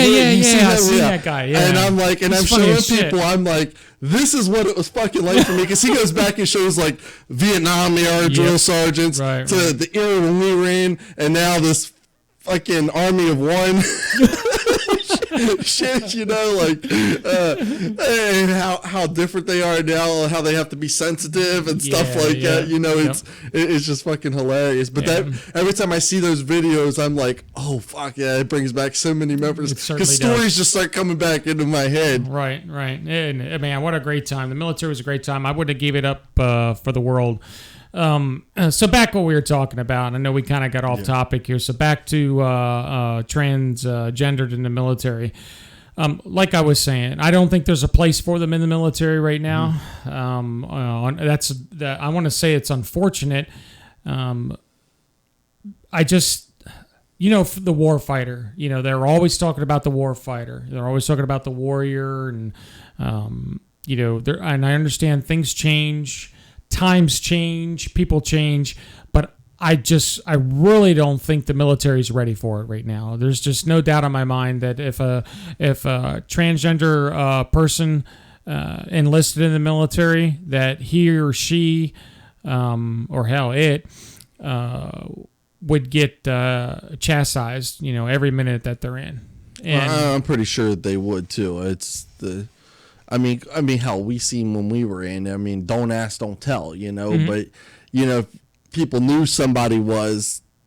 Oh, they knew. They knew, yeah. You knew. I mean, granted, we all did stupid. Right. Shit to each other, acting like it, being bent over in the motor pool and somebody comes up and takes their knee and starts fucking poking you in the butt with it and stuff like that, like grabbing your hips or something. So, I mean, we all did stupid shit like that. If we did that shit on the workforce today, we'd get sexual harassment left and right. We'd be fired probably. Shit, yeah, I don't disagree with you on that. But there's not a place or a time for it in the military yet. They're not ready for it. I mean, as soon as they maybe get a solid foundation for allowing them in, and even at that point, I still don't think the military will be ready for it. Well, wasn't there, and I think I saw a video of it, wasn't there a one of them female senators or something giving old Mad Dog a hard time about what his stance was? What his stance was on it, yeah. That man's highly intelligent. He articulates his words so well with everything. He knows. Yeah. And I like how he sits there and he pauses before he actually answers a question. He'll let it transition through his mind. That's probably the Marine in him because, Marines got to take a minute to think. But I'm not ever going to tell Mad Dog that. But you're right. He's very articulate. I think that was a perfect choice for Secretary of Defense. I think Trump did a great job with him. He understands. He does. He gets it. Yeah. He's not just somebody that came up as a friend from the president that, we're going to throw you as Secretary of Defense, right. He knows what the troops are going through. He understands. He's been there. He's been there and he's done that. Yeah. Right. And it's about time we put somebody in charge like that. You know what I mean? It's been politicians in the past. And as we've seen, that guy's really no holds bar. He doesn't fuck around. I mean, the Moab. Yeah. Come on, give me a fucking break. That was fucking badass. I'm glad somebody finally. I mean, I chose them fuckers. We ain't fucking around with you anymore. About time. Yeah. I was wondering how long it was going to take them before they finally. During the whole Obama administration, now people say Obama dropped more bombs than Trump has. It's like, all right, Trump has 6 months in office. Give it time. Yeah. Obama had 8 years in office. Yeah, but he said he dropped a lot of bombs on our enemies. That's great, but he may have dropped a lot of bombs, but they weren't hitting fucking targets. I mean, let's face it. People forget. And I remember it was probably, 2013. Yeah. Right. It was 2013 or 2014 when ISIS formed. Now, Obama had a chance to squash them back when they were just starting up. But he just, nobody's worried about a bunch of little ragtag wannabes, and they didn't do it. And they let them go. And now they're so far out of control now, and they're spreading so fast. Like, I mean, you hear more about ISIS than you do about Al-Qaeda anymore. Yeah, I know. And that goes to show you, they let a small little group of radicals become this big, basically military themselves. Yeah, they have come on. I always thought the creation of ISIS, or what was their launching point into a feared organization, if you want to put that terminology on it, was when Obama had up and left Iraq the way that he did. Yeah. And people are like, oh, he didn't leave Iraq. He's the commander in chief. He made the call by this certain date we leave. Yeah. There was no exit plan whatsoever. To leave, no. To leave. It was like, grab your shit, let's go. I mean, when did we ever have an exit plan? I mean, look at the wars we fought. We never left any areas that we actually took over. We stayed there, created bases there. We built the economy back up. You know, we never really exited.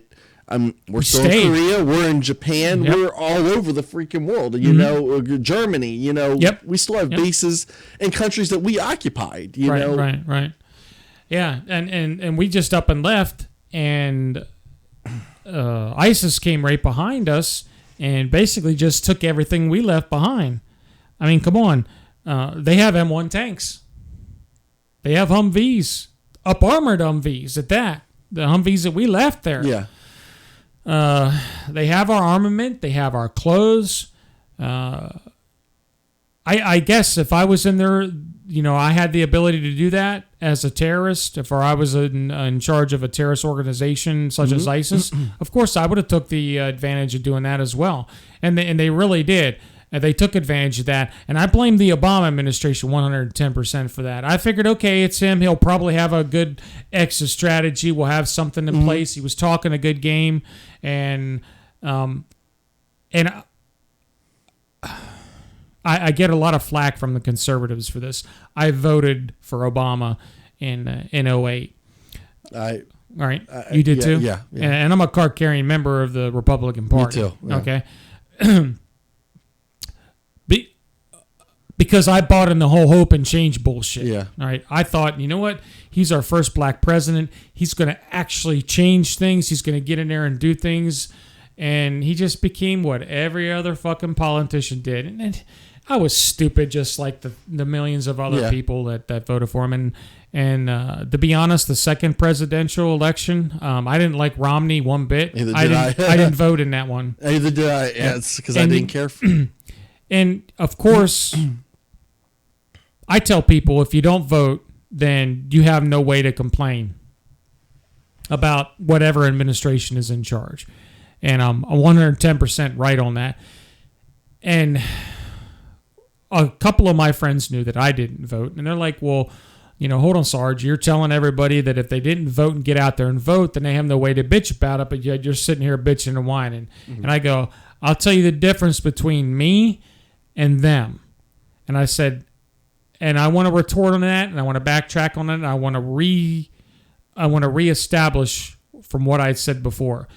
I believe if you're a veteran, you've been to combat and fought for this country, you have every right in the book to bitch and complain about any damn thing you want, whether you voted or not. If you're a regular citizen, sit back and shut the fuck up. You don't have a goddamn thing to talk about if you didn't vote in the election. That's the difference between me and a regular civilian. I kind of agree with you on that one because we did our part. We gave up. Many of us gave up our college, which should have been some of the best years of our lives, to go. Well, I made it some of the best years. Oh, so did I. I made it some of the best years of my life. We all know what happened to me. Yeah. Oh yeah. But and I tell those people, you can't bitch and whine and complain, all right?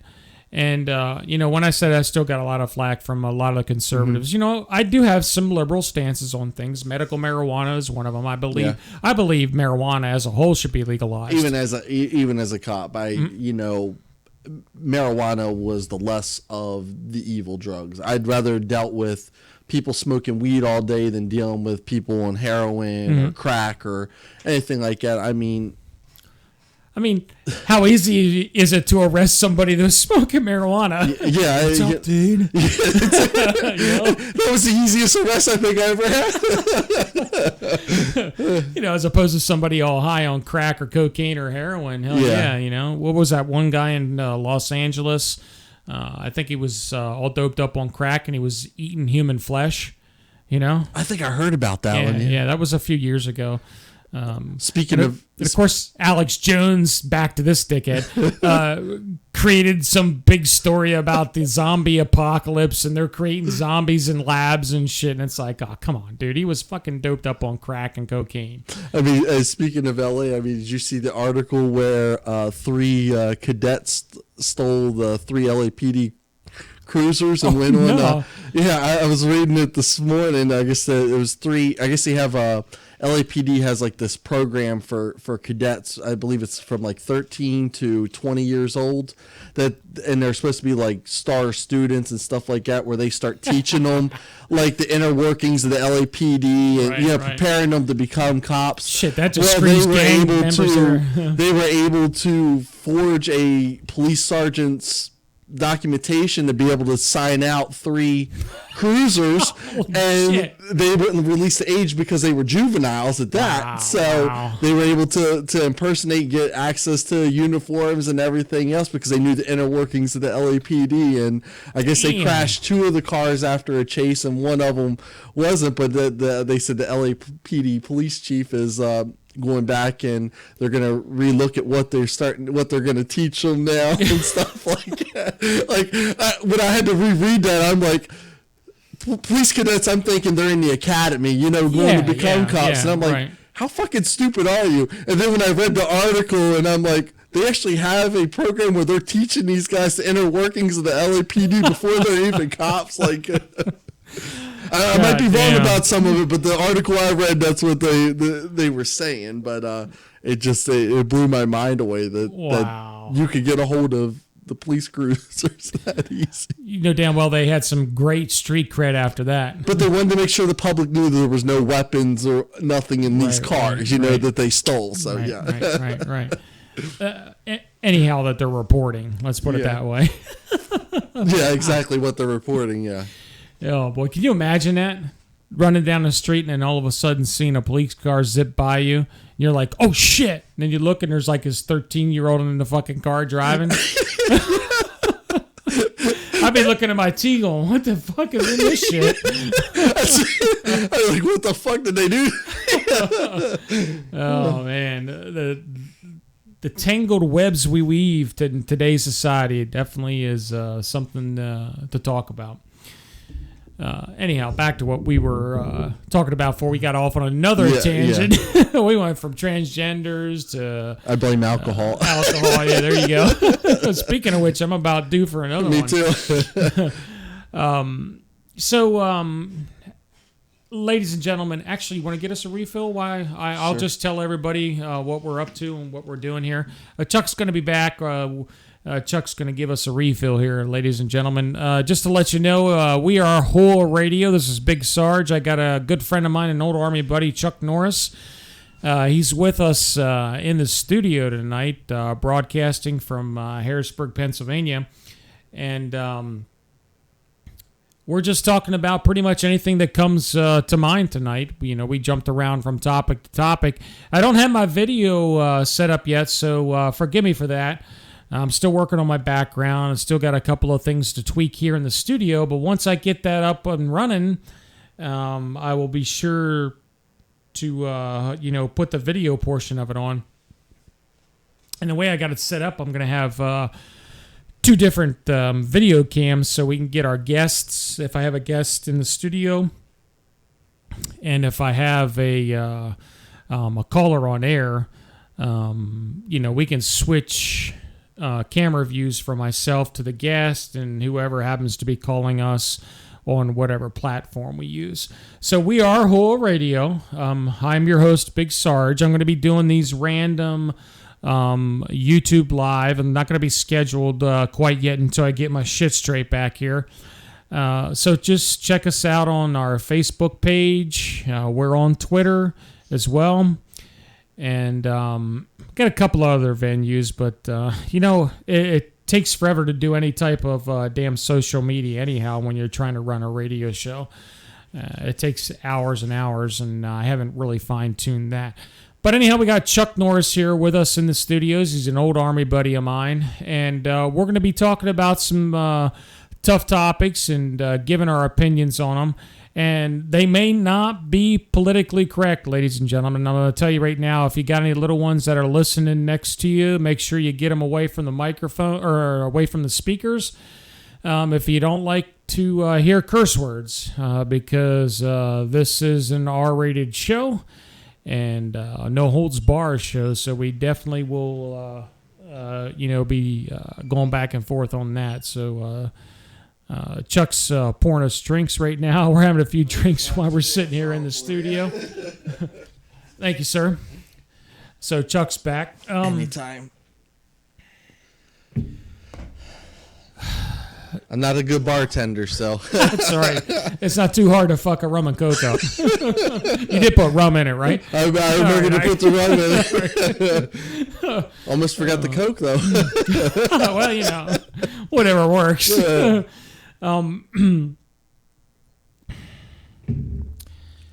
You touched on something earlier that I thought that we should talk about here on the show. And, well, I don't know, maybe it's a little bit too personal, so I won't say anything about that. But men get the short end of the stick in today's society, don't we? Yeah. Yeah. I think I know where you're going with this. Is I had a friend of mine bring up something to me. Is yes, maybe some men can relate to this, but domestic violence is a big thing in the country. It certainly is. And the reason why I said that is because I knew you were a cop and you dealt with a lot of domestic violence situations. But people tend to forget, and in society, I guess they paint a picture that only women can be victims of domestic violence, when in fact there are many men that are victims of domestic violence, yet men don't come forward because they're of maybe pride or ridicule. How can a woman beat up a man? Well, people tend to forget that, yes, domestic violence normally means, physical altercations, but there's so much involved in domestic violence. Right. But there is no laws against mental abuse. Right. There is no laws that cover, somebody that is mentally abused day in and day out by their significant other. I'm sure you've seen a lot of that. Yeah. Yep. So let me ask you a question. As a police officer, a former police officer, when you responded to a domestic violence, did you ever take a female with you? Or if you did? Yeah, I had. I had before. I had taken a female before. But the majority of them were males. The majority of them were males, yes. And did you see, maybe not all of them, but did you see a significant amount of males that were taken in probably shouldn't have been taken in? Yeah. But that wasn't my place at the time. Of course. It's not my place to judge whether or not, I went off of what presented to you. What was percent, what happened. But there are a lot of males that are domestic violence victims themselves. But there is not that I can see, or not that I've been able to find, there is not a program out there that helps males in domestic violence situations. Right. There isn't, because I don't think society thinks that males can be victims of the domestic violence. I know somebody close to me that was a male and is a victim themselves of domestic violence. Wow. Granted, he never did anything to her, but he's been beat up on I knew somebody as well, right? So, but there is nothing, especially when you got kids involved. Society doesn't picture that the kids should always belong with the woman, and that's not always the case, because sometimes, and I've seen it, and I know from personal experience, there are some mothers that aren't fit to take care of the kids, that they should be with the father. And here's where I get back to my whole equality thing with women and men, all right? If that was the case and women wanted to be on the same level as men, then there should be just as many men, if they're guilty, going to jail or I'm sorry, there should be just as many women going to jail as men. There are men, yeah. Right. But no, we as a society don't look at it that way. We want the women. Okay, the feminazis. I'm going to say the feminazis. Let's get on that fucking discussion since we're there. They want their cake and eat it too. Mm-hmm. But the minute you start laying stuff out like this, that men still have rights on this, the feminists are going to be the first to tell you, no, they don't. The women has the right. The woman has the right to this. I've seen so many times where the woman takes the children and they live off the child support of the male. Yes. All right. And I'm going to tell you right now, I pay child support for one kid. All right. I was paying almost $1,000 a month for fucking child support for one kid. And the thing with child support is child support, at least in Pennsylvania, I know every state is different with it, but in Pennsylvania, it's income based. Right. So whoever's the higher earner, whether it be the male or the female, is the one that pays the most in child support. Right. So if the male is making more than the female, they're going to pay the majority of the child support, which I think they could take up to, they have to be able to leave you with like 20% of your income. It's 30. 30? Yeah. Mm-hmm. 30. And let's face it, you can't live off of 30%. You can't live off of 30%, you know. Hell, 30% of my fucking paycheck goes to my goddamn rent. Yeah, so they basically leave you and they say, your kids, you take care of them. Okay, I agree. You have your kids, and child support was made, in my opinion, for the deadbeat dads. Right. The dads that go out, don't try to use condoms, can't pull out, do anything like that. I'm sorry. Hey. I'm being blunt with it. Forget about it. And they have kids, multiple kids by multiple women. Okay. Right. Them fuckers deserve to pay child support, but you've got a couple that's been together, either been married or been together for years, to have kids together, that now whatever the one gets a hair up their ass because the whatever fell apart, and they want to be not mysterious anymore, or whatever it is. It's not fucking rainbows and gumdrops and shit like that. So right. Well, careful now on the rainbows. We might have LGBT community coming back on us about that. We don't own the rainbow no more. Lollipops and gumdrops, is that better? Lollipops and gumdrops. But you got a women that just tries to go after the men who are trying to take care of their kids, who want to take care of their kids, who have no issue taking care of their kids, but they use it as a money thing. How much money can I get from? And here's the thing, like, in my opinion, child support is supposed to go to the support of the child, meaning clothing and food. When you actually read the child support laws, at least for Pennsylvania, child support doesn't go to paying your rent for the child. Right. It specifically says in there that where you choose to live and how expensive you choose to live is on you. Is you to pay for that, not for the other parent to pay for your living expenses. I mean, child support's used to take care of the kid, daycare, food, clothing, whatever the child needs.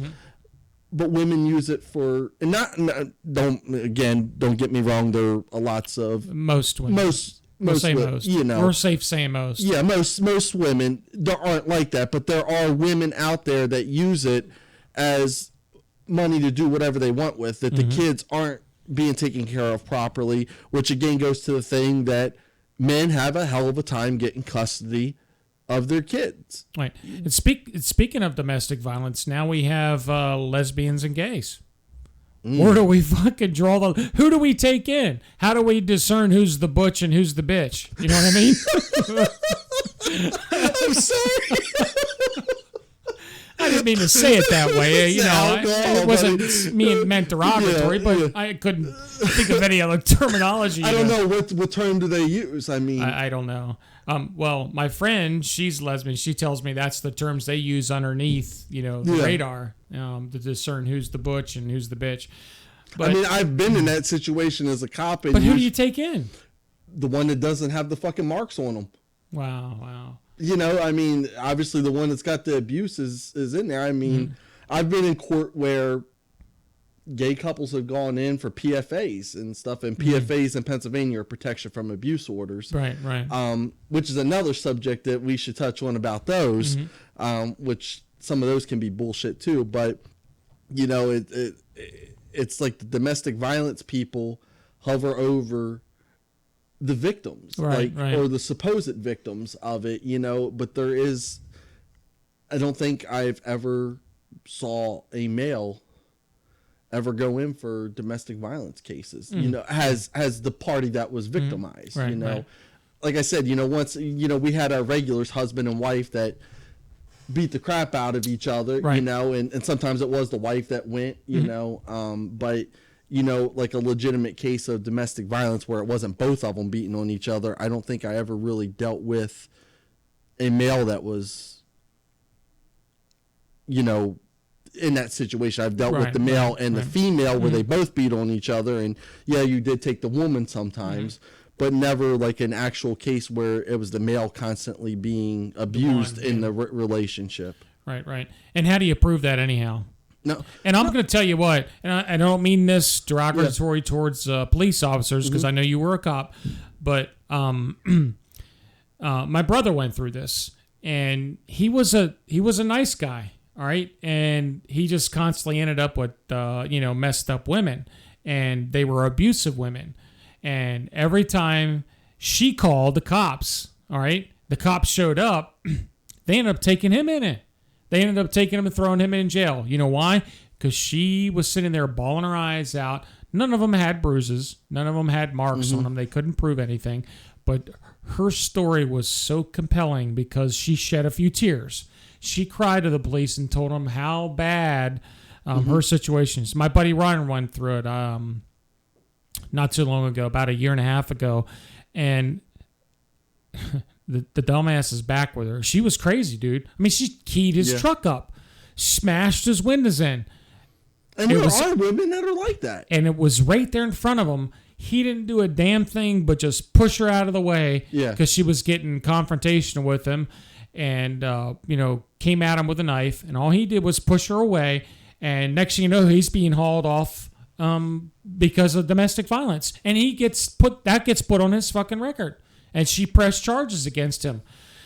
And like I said, it goes to show, and again, back to the whole men and women equality thing, that there really will never be true equality because of that, just in domestic violence alone. Not until domestic violence is recognized as both males can be victims of domestic violence just as well as women can, and there's training that goes along with recognizing the male of being in domestic violence. I mean, as a cop, it's not our place to determine if someone's innocent or guilty. We go off of the facts that are presented to us and the information we have to go off on. And, unfortunately, where it could be, it must be tough trying to discern when you're out. Sometimes it can be. I mean, you got... the only thing that makes it domestic violence in a male-female situation is if you're intimate with the other party. Otherwise, it would be harassment or assault, or not. And domestic violence is a higher, is a more serious charge than the regular assault. I never do that. Yeah, because there's more goes along with it. Because domestic violence is there's more that, like I said again with the PFAs. Like if you get assaulted by somebody, you can't go and get an order to keep them away from you. Right. Protection from abuse. I gotcha. PFAs are basically what most states have are restraining orders, but that they're called protection from abuse orders here. The thing with protection from abuse orders are, and a lot of cops hate them, is because there are women that can get them on the guys, and it can be for anything. I mean, I've seen some that were just so fucking ridiculous that you can't believe a judge would even issue them. But whenever it becomes a domestic violence and somebody is arrested, they can get it. And there are women out there, like, a lot of them they have two in Pennsylvania. It's either a no-hit and no contact PFA, or just a no-hit PFA where you can have contact with them. Now, when you got a no-contact PFA, you're not allowed to send a message or relay messages through friends or family, or call them or talk to them. If you do that, generally the woman can go and fill out an ICC on you, which is an indirect criminal complaint on you. Right. And it basically serves as a warrant for the police to go arrest you for having contact with them for violation of the PFA. And PFA charges are very serious in the state. Now, where it's a double-edged sword is she can call you and message you and whatever. Mm-hmm. The minute you respond, you're in violation of that PFA, and you can be arrested on it. Damn. Even if it'll go to court, you'll have a hearing when have your chance to talk to the judge, but you are still going to jail that night until you can get in for a hearing. That's where it's a double-edged sword, especially when you've got kids involved. Now, you've got kids, and the PFA ain't against the kids, but it's against the other half.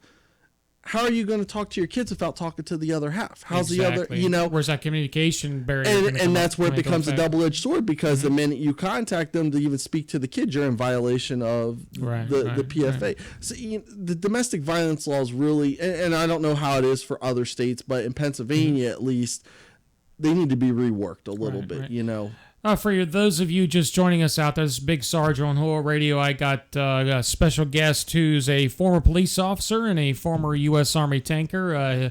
We call him Chuck Norris. It's Chris Norris, a.k.a. Chuck Norris. He adopted that name from the military. So it's great to have you. We're going to have about another hour in here. Is that all right with you? Yeah, that's that. You having a good time? Oh, yeah, I'm having a wonderful time. It is great, isn't it? Yeah, it's kind of cool, right? Yeah, it is. Especially being in the studio, it's nice. Yeah. Thanks, I appreciate that. Like I said, it's a work in progress. For those listening, I'll have video up probably next time we go live. This is just audio streaming right now. He's putting the headphones back on. I don't know how I'm gonna sound. That's all right. So back to what we were talking about. It's like you said, it is a double-edged sword. No matter how you think about it, what you want to do or what you want to say. And the whole equality thing itself. God damn it! How do I say this without pissing off about 3/4 of America? Wait, when does that ever stop me? Right? Exactly. It's bullshit. The whole equality thing is bullshit. There's never going to be true equality between a man and a woman, and it's not only because of men, it's not only because of women. There's shit on both sides of the fence that, when we look at it, could be contributed to both factors. And, it's sad to say, because there's a lot of women rights activists out there. And I mean true activists, not these fucking feminazis out there that are man-hating, pussy hat-wearing. Give me a fucking break. Seriously? Seriously. Why the hell would you wear something like that, go out and protest? Basically all this was that. Bill Burr said this the best. He said they should have turned that shit into a fucking networking event. You know what I mean? Instead, they all went out there and said, oh my God, you sound great. No, you sound great. And next thing you know, oh my God, it's Madonna. She's going to blow the White House up. Yay. What was your fucking point? All those celebrities out there during that fucking march, you know what I'm talking about, right? Don't get me started. Wearing all these pussy hats, all right? Half of them were naked anyhow. I mean, okay, I get it. You want to be feminist, okay? Again, I call them feminazis. I get it. You want to be a part of some activist group, and I get it. You want to promote women's rights and equality. 100% on board with that. I'm with you 110%. But when you start turning into man-haters and you start saying that it's the male's fault for everything, that's where I kind of call bullshit, okay? Mm-hmm. It's not our fault for everything. We can't help it that we grew up in a society like that. You're changing it, which is a good thing. Yeah. But it's how you're changing it that's not a good thing, okay? It's like, give me a fucking break. Why would you wear fucking pussy hats to a freaking feminist party, a feminist party, or a protest? I don't get the logic in that. I'm still not getting the logic in that. And they're saying, oh, it's bringing out awareness and blah, blah, blah, blah, awareness blah. Awareness to what? Awareness fucking bad to what? Fashion? Yeah, bad fashion. Where was Milo when you needed him, right? Woo, fashion police, pull over. That hat doesn't go with that crotch. I could say something, but I'm not. Why? Why not? Oh, come on. Yeah, we're not being, in case anybody hasn't noticed out there, we're not very politically correct on this show. And I don't really give a damn about it. But, you know, we go back to those types of movements and the LGBTQ community, their protests and their movements as well. I'll go back. I'll say that I had a personal experience with this. We had a rally on the Harrisburg Capitol steps. It was called Rally for the Troops. I told you the story already. Yeah. And, you know, we were having trouble getting permits to do this, getting permission to do that, yada, yada, yada. We couldn't have over so many people there. We couldn't hang the American flag somewhere where we wanted to hang it at. It had to be certain this, certain that. We jumped through a lot of hoops to get it. It was with 580 WHP. They did a great, I think they did a great job. So we had about 200 people show up. Okay. I was one of the keynote speakers beside the governor at the time, which was Corbett. And it was fun. It was great. And I think there was one check given out by Giant Food Corporation to the USO for like $25,000 or something like that, which was great. You know, they gave it to a great organization. I love the USO. And 2 weeks later, Pennsylvania passed the gay marriage law. You couldn't park. There was flags flown everywhere, the rainbow flag. There was no permits for anything. They just showed the hell up. There was rallies on the Capitol steps, whole 9 yards. There was banks lined up out the yin-yang, given like the LGBTQ, however many fucking syllables you want to put in there. The lesbian gay chamber, they were giving them tons of cash. Other LGBTQ community organizations, they were given a lot of cash to. There was probably, I would say, and don't quote me on this, this is a roundabout guesstimate, probably $250,000 worth of checks from banks and organizations and donations given out to those organizations, where when just 2 weeks prior to that, we were given a rally for the troops and our veterans, and we could barely get any support for that. And where we wanted to hang the American flag up at, they had their rainbow flag hung up in the same location. But we couldn't hang the American flag there, but it was okay for them to hang the rainbow flag there. And again, before y'all think I'm preaching fucking hate, you're wrong. Like I said before, I don't care what you do. It's your business. I got gay friends. I got lesbians friends. One of my friends, she's a real great friend of mine. I actually found her a job not too long ago, a few years ago. And she's a veteran, and she's lesbian. And she'll be the first to tell you. You know, she told me one night, we were sitting down having a few beers, and she told me, she goes, the organization has an agenda, and it's not a good one. And they don't care who gets in their way. They're going to bulldoze over them. Then they know it. They can get the money. They're getting the money from the banks and the businesses because it's the popular thing to do right now. God forbid we should try to support our veterans on anything or support our troops on anything. But goddamn, we're going to throw thousands and hundreds of thousands of millions of dollars into organizations that are usually violent at protests anyhow. I'm right there with you. You know? I mean, where do you draw the line on that? Equality. That's what you said. There's no such thing when it comes to that. Nope, I agree with you. There's equality is... it's a little harder with the headphones on, isn't it? Yeah, it is. It is. Go ahead. Plus, I can't... The Right. feedback from hearing myself. Like you said, it all comes to equality. It's not about hating them. It's about everyone should be equal. I mean, say the same thing about races and sexes, and it's all about being equal. What goes for one should go for everybody else. Right. We all bleed red. I completely agree with that. So, they need to be more equal when they're doing things. I mean, because really, they're segregating. Oh, they certainly are. everybody else away. And that's where people are wondering where the problem's lying to is that the same organizations that are preaching about racism or sexism or anything like that are the same ones that are segregating themselves from the rest of everyone else. Right. No one else is doing it. They're doing it to themselves. Right. And like I said, they have an agenda, and they're willing to do anything to push their agenda, and they're willing to do anything to accomplish that agenda. And if it's bulldozing people over in the process, they don't give a shit. I've seen it. I mean, you see it. It's prevalent in the fucking news. Yeah. It's all over there, no matter what source you want to go to. And these are the people who are supposed to be the more tolerant of society.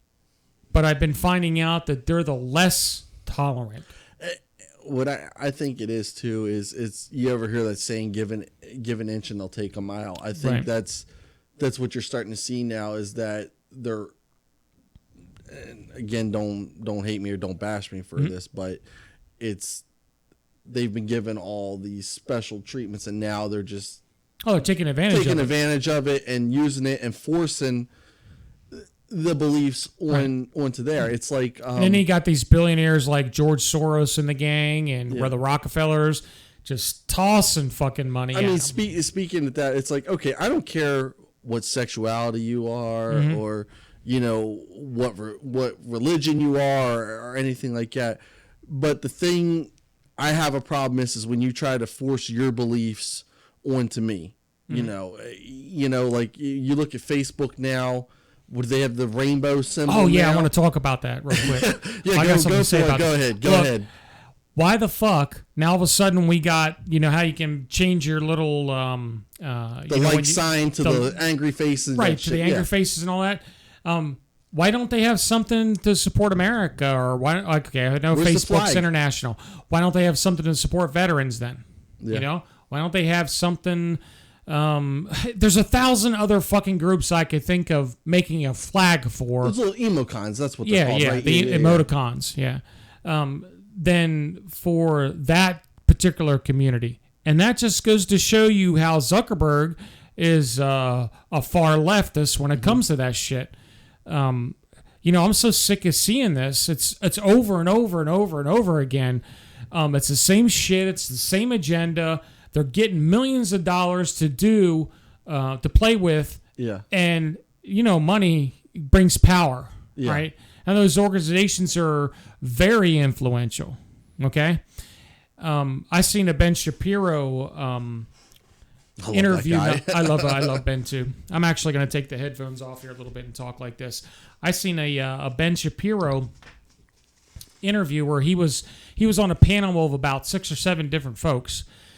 And there was a transgender male who was in the military. Or I think he was a colonel or something, or she was a colonel.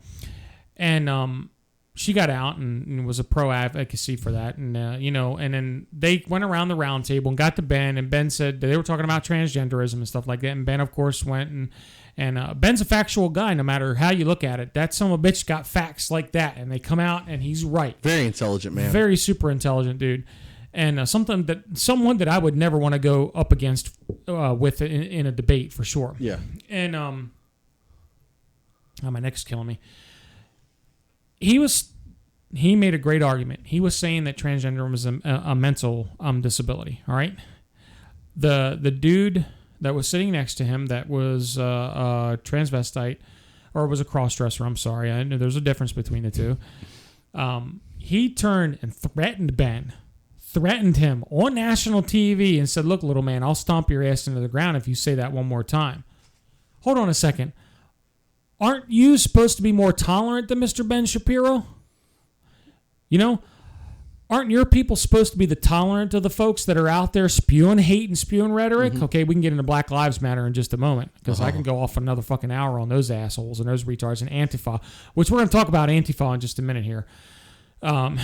I know, right? So much you want to talk about. But their agenda supersedes anything that they want to put out peacefully. And I don't give a shit what anybody says. You can see it and you can do your research on it. You can look for it over the internet. You got a wealth of knowledge in front of you. You can look through thousands and thousands. I'm not saying everybody is that way. I'm not saying every protest from that community is that way, but the majority of them are. Yeah. And you can't disagree with them, because the minute you fucking disagree with them, the hell with you. You don't know what you're talking about. You're an idiot. You're an asshole. You become a Nazi. You become a bigot. You become a racist. That's their favorite freaking word every single time that you start spewing facts out at them, or you want to just engage a conversation with them, a casual conversation.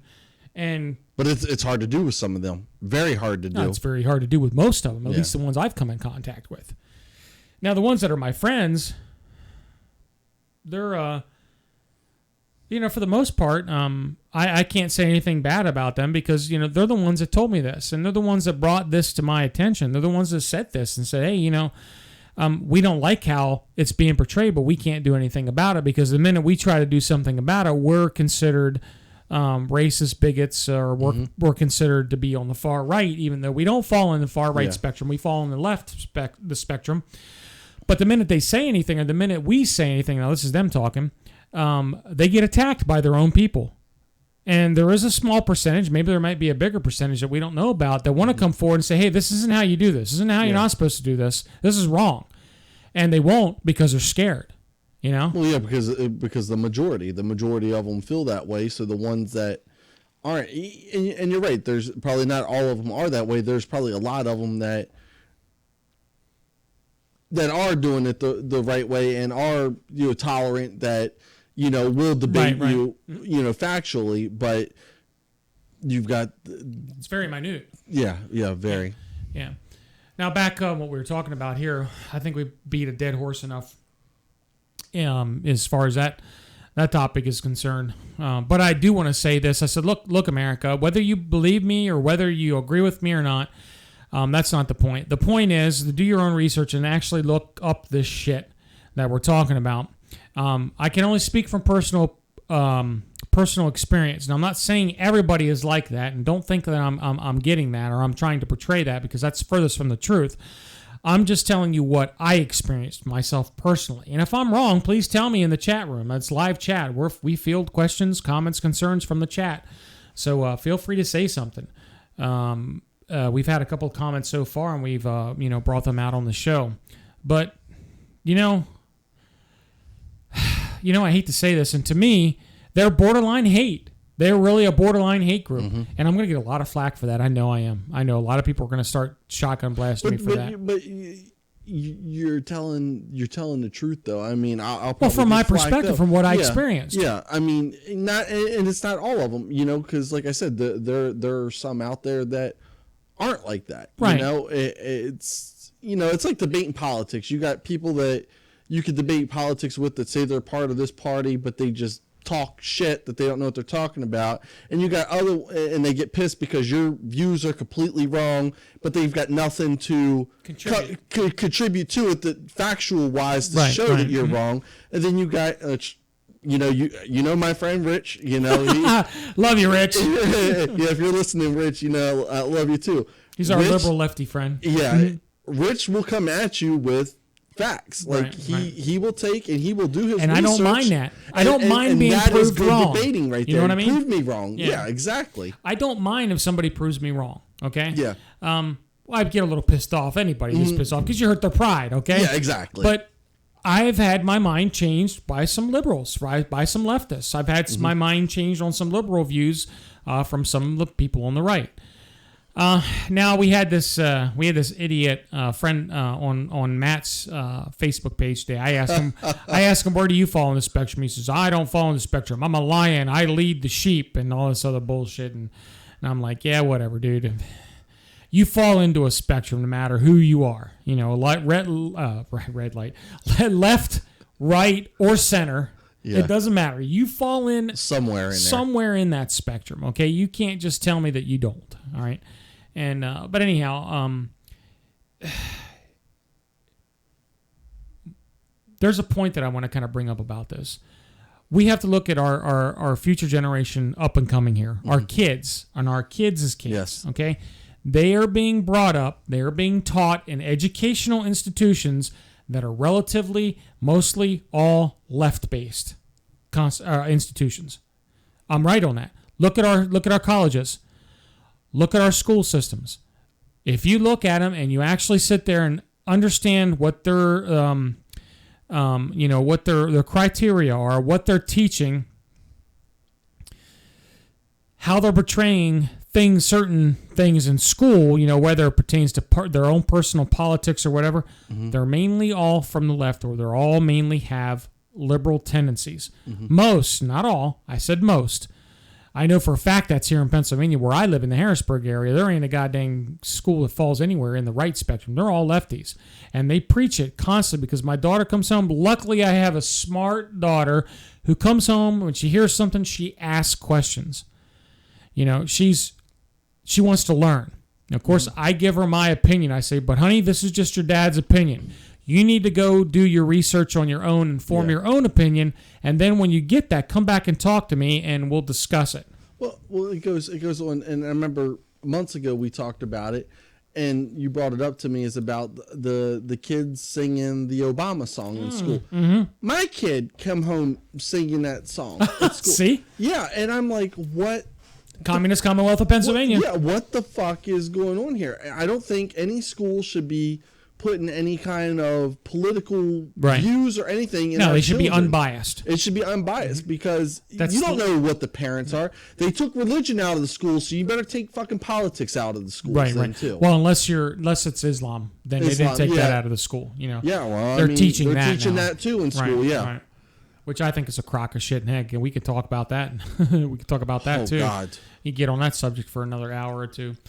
But anyhow, back what I was saying, our kids are coming up in these liberal institutions, so these are our future leaders. So they're going to be indoctrinated with this liberal type thinking. And I'm not saying they should be just indoctrinated with the right way or conservative way. No. I'm saying they should be left up to their own designs, to their to do their own research, to find their own way, not to be influenced by one certain way or another. And mostly people were influenced from the parents. Of course, should be taught both sides and let them make the decisions for themselves. Exactly. You know what we're missing in schools, I think, nowadays? Civics. Yes. I don't even think... I mean, do most schools even teach civics? No. I remember they did when I was in school. Yeah, I had civics class when I was in school. Yep. Yeah. Yep, they taught about Constitution. They taught I know about the Bill of Rights. There's a lot of stuff that they don't teach in school anymore that's just gone. Right. I mean... And they took out of the schools. I asked my son, I said, do you do the Pledge of Allegiance? They don't do the Pledge of Allegiance to the flag anymore. Yep. We used to do the Pledge of Allegiance, and there was another song, My Country 'Tis of Thee. We used to sing that song. And people could say, well, wasn't that indoctrination in itself? Maybe that one song, but the Pledge of Allegiance wasn't. In my opinion, the Pledge of Allegiance just signified that you were proud of your country. Yeah. Okay, you appreciate the men and women that fought and served to give you those freedoms and to give you to be able to afford you those freedoms. That goes on to another thing. It's like Memorial Day. People forget what the hell Memorial Day is about, and that pisses me off something bad. When they say thank you to me on my Memorial Day, I said, no, you're thanking the wrong person. Exactly. You need to thank those guys and girls that died. That didn't come back home. Back home. Those are the guys. I got a day. It's called Veterans Day. Yeah, exactly. Frankly, I think every day should be fucking Veterans Day, but unfortunately, I'm not president of the United States. That would be my first order in office if I was in. First order would be that veterans get tax-free. If you went to combat and served in combat in a combat zone for 6 months or more, you're automatically tax-free. Now, this is a big Sarge was president. You'd be automatically tax-free for the rest of your life. Boy, I tell you what, I get the vote right there. Liberal left and liberal right, or conservative right. You'll be tax-free for the rest of your life. Because as far as I'm concerned, if you went to die for your country, if you went to war for your country, you should be considered tax-free. And then as my second order would be, if you died in combat while you were in a combat zone, your spouse, not her husband, okay? Your spouse, yeah. Not her kids, your spouse would be able to be tax-free for the rest of her life. I think it's only fair. I think it's a great idea. I think it should be done. I think we should be doing more for our fucking vets and worrying about the LGBT community, Black Lives Matter movement, and even the KKK and all them other fucking stand up there and fucking protect everybody else's freedom that gives us the freedom we had. I mean, like I said, the greatest generation of soldiers are almost gone. They're gone. Yeah, they're going to be there. There's a few left. Very few of them left. Yep. Those guys are what gave everybody the rights they have now. Otherwise, most of these fucking countries over there would be speaking German right now. Yep. How soon we forget. But everyone forgets that. And look at Marcon right now. The first thing he did his first couple of days in office was bow to what's her face, the Prime Minister of Germany, was sitting there on his hands and knees talking to her, in a room. There was a couple of pictures floating around about that. And, we all know he's a lefty. And they're letting more and more folks in their countries over there. It's becoming more and more dangerous, and we're seeing that. Again, that we're going off on another tangent, and we'll talk about that in a minute. But back to what we were talking about, but that's the way. Look at Canada. We got Trudeau up there, right? He's the Prime Minister of Canada right now. He's way far left. I mean, the guy showed up to an international meet in Germany or in Europe wearing pink socks because he wanted to create a fashion statement. Your priorities are a fucking fashion statement? Mm-hmm. When you got freaking Islamic terrorists coming in your back door, you're leading them in, letting them in and living there for free, giving them subsidies and all this other shit, and your only political statement is to wear pink socks or multicolored socks. Everyone needs their 15 minutes of fame. Give me a fucking break. Where do these people come from? That's my whole point. It's I think fucking people swallowed a drink of stupid or something.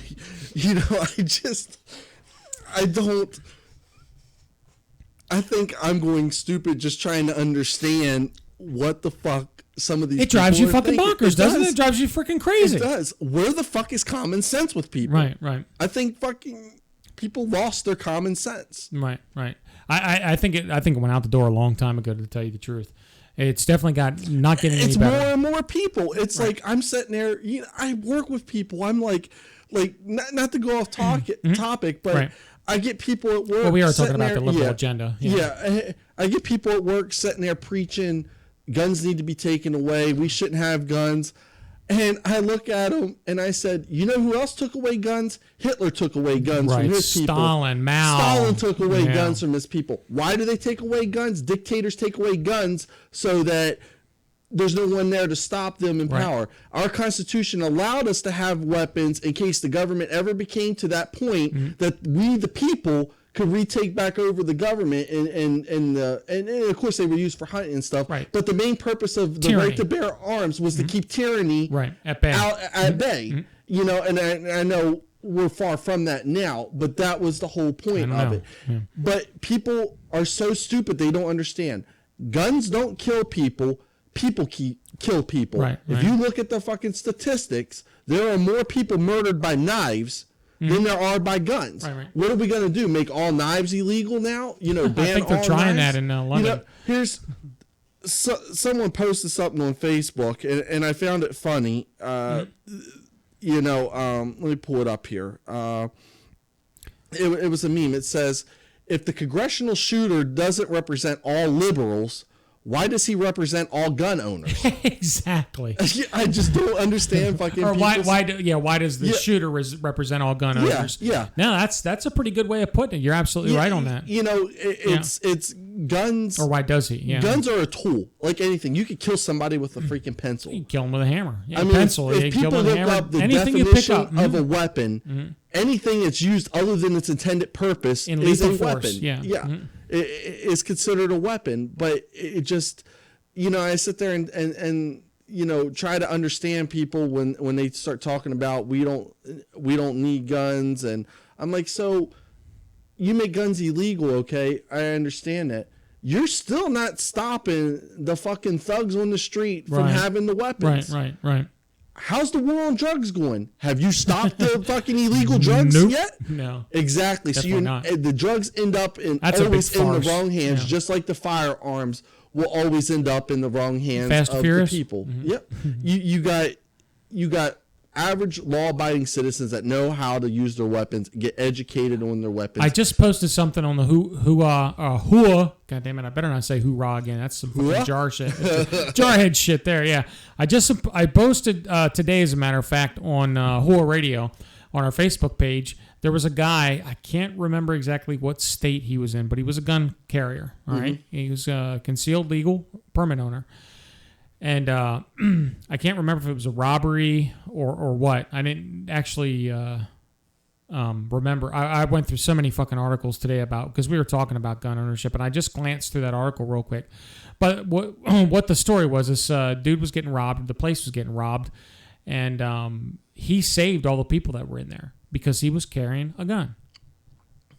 Where is this story in the mainstream media? You won't see it. You won't see it. You're absolutely right. Why? Because we did it. We had somebody who was like you said before, responsible gun owner. Yep. Right?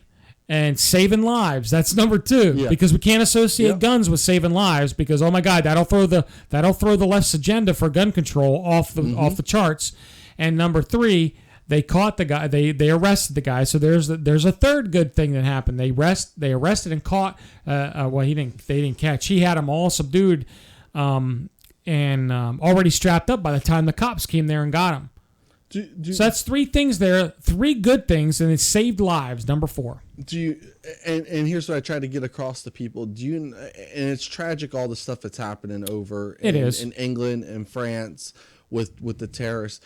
Let's ban trucks. The reason, ban trucks, exactly. What are we going to do, ban trucks? Because now a lot of these gunmen are going into areas because they know in those countries guns are illegal. So they know it's a free-for-all. They can kill as many people as they want to and nothing's going to happen. Right. The reason it doesn't happen except for in gun-free zones in America is because somebody is afraid to go into an area.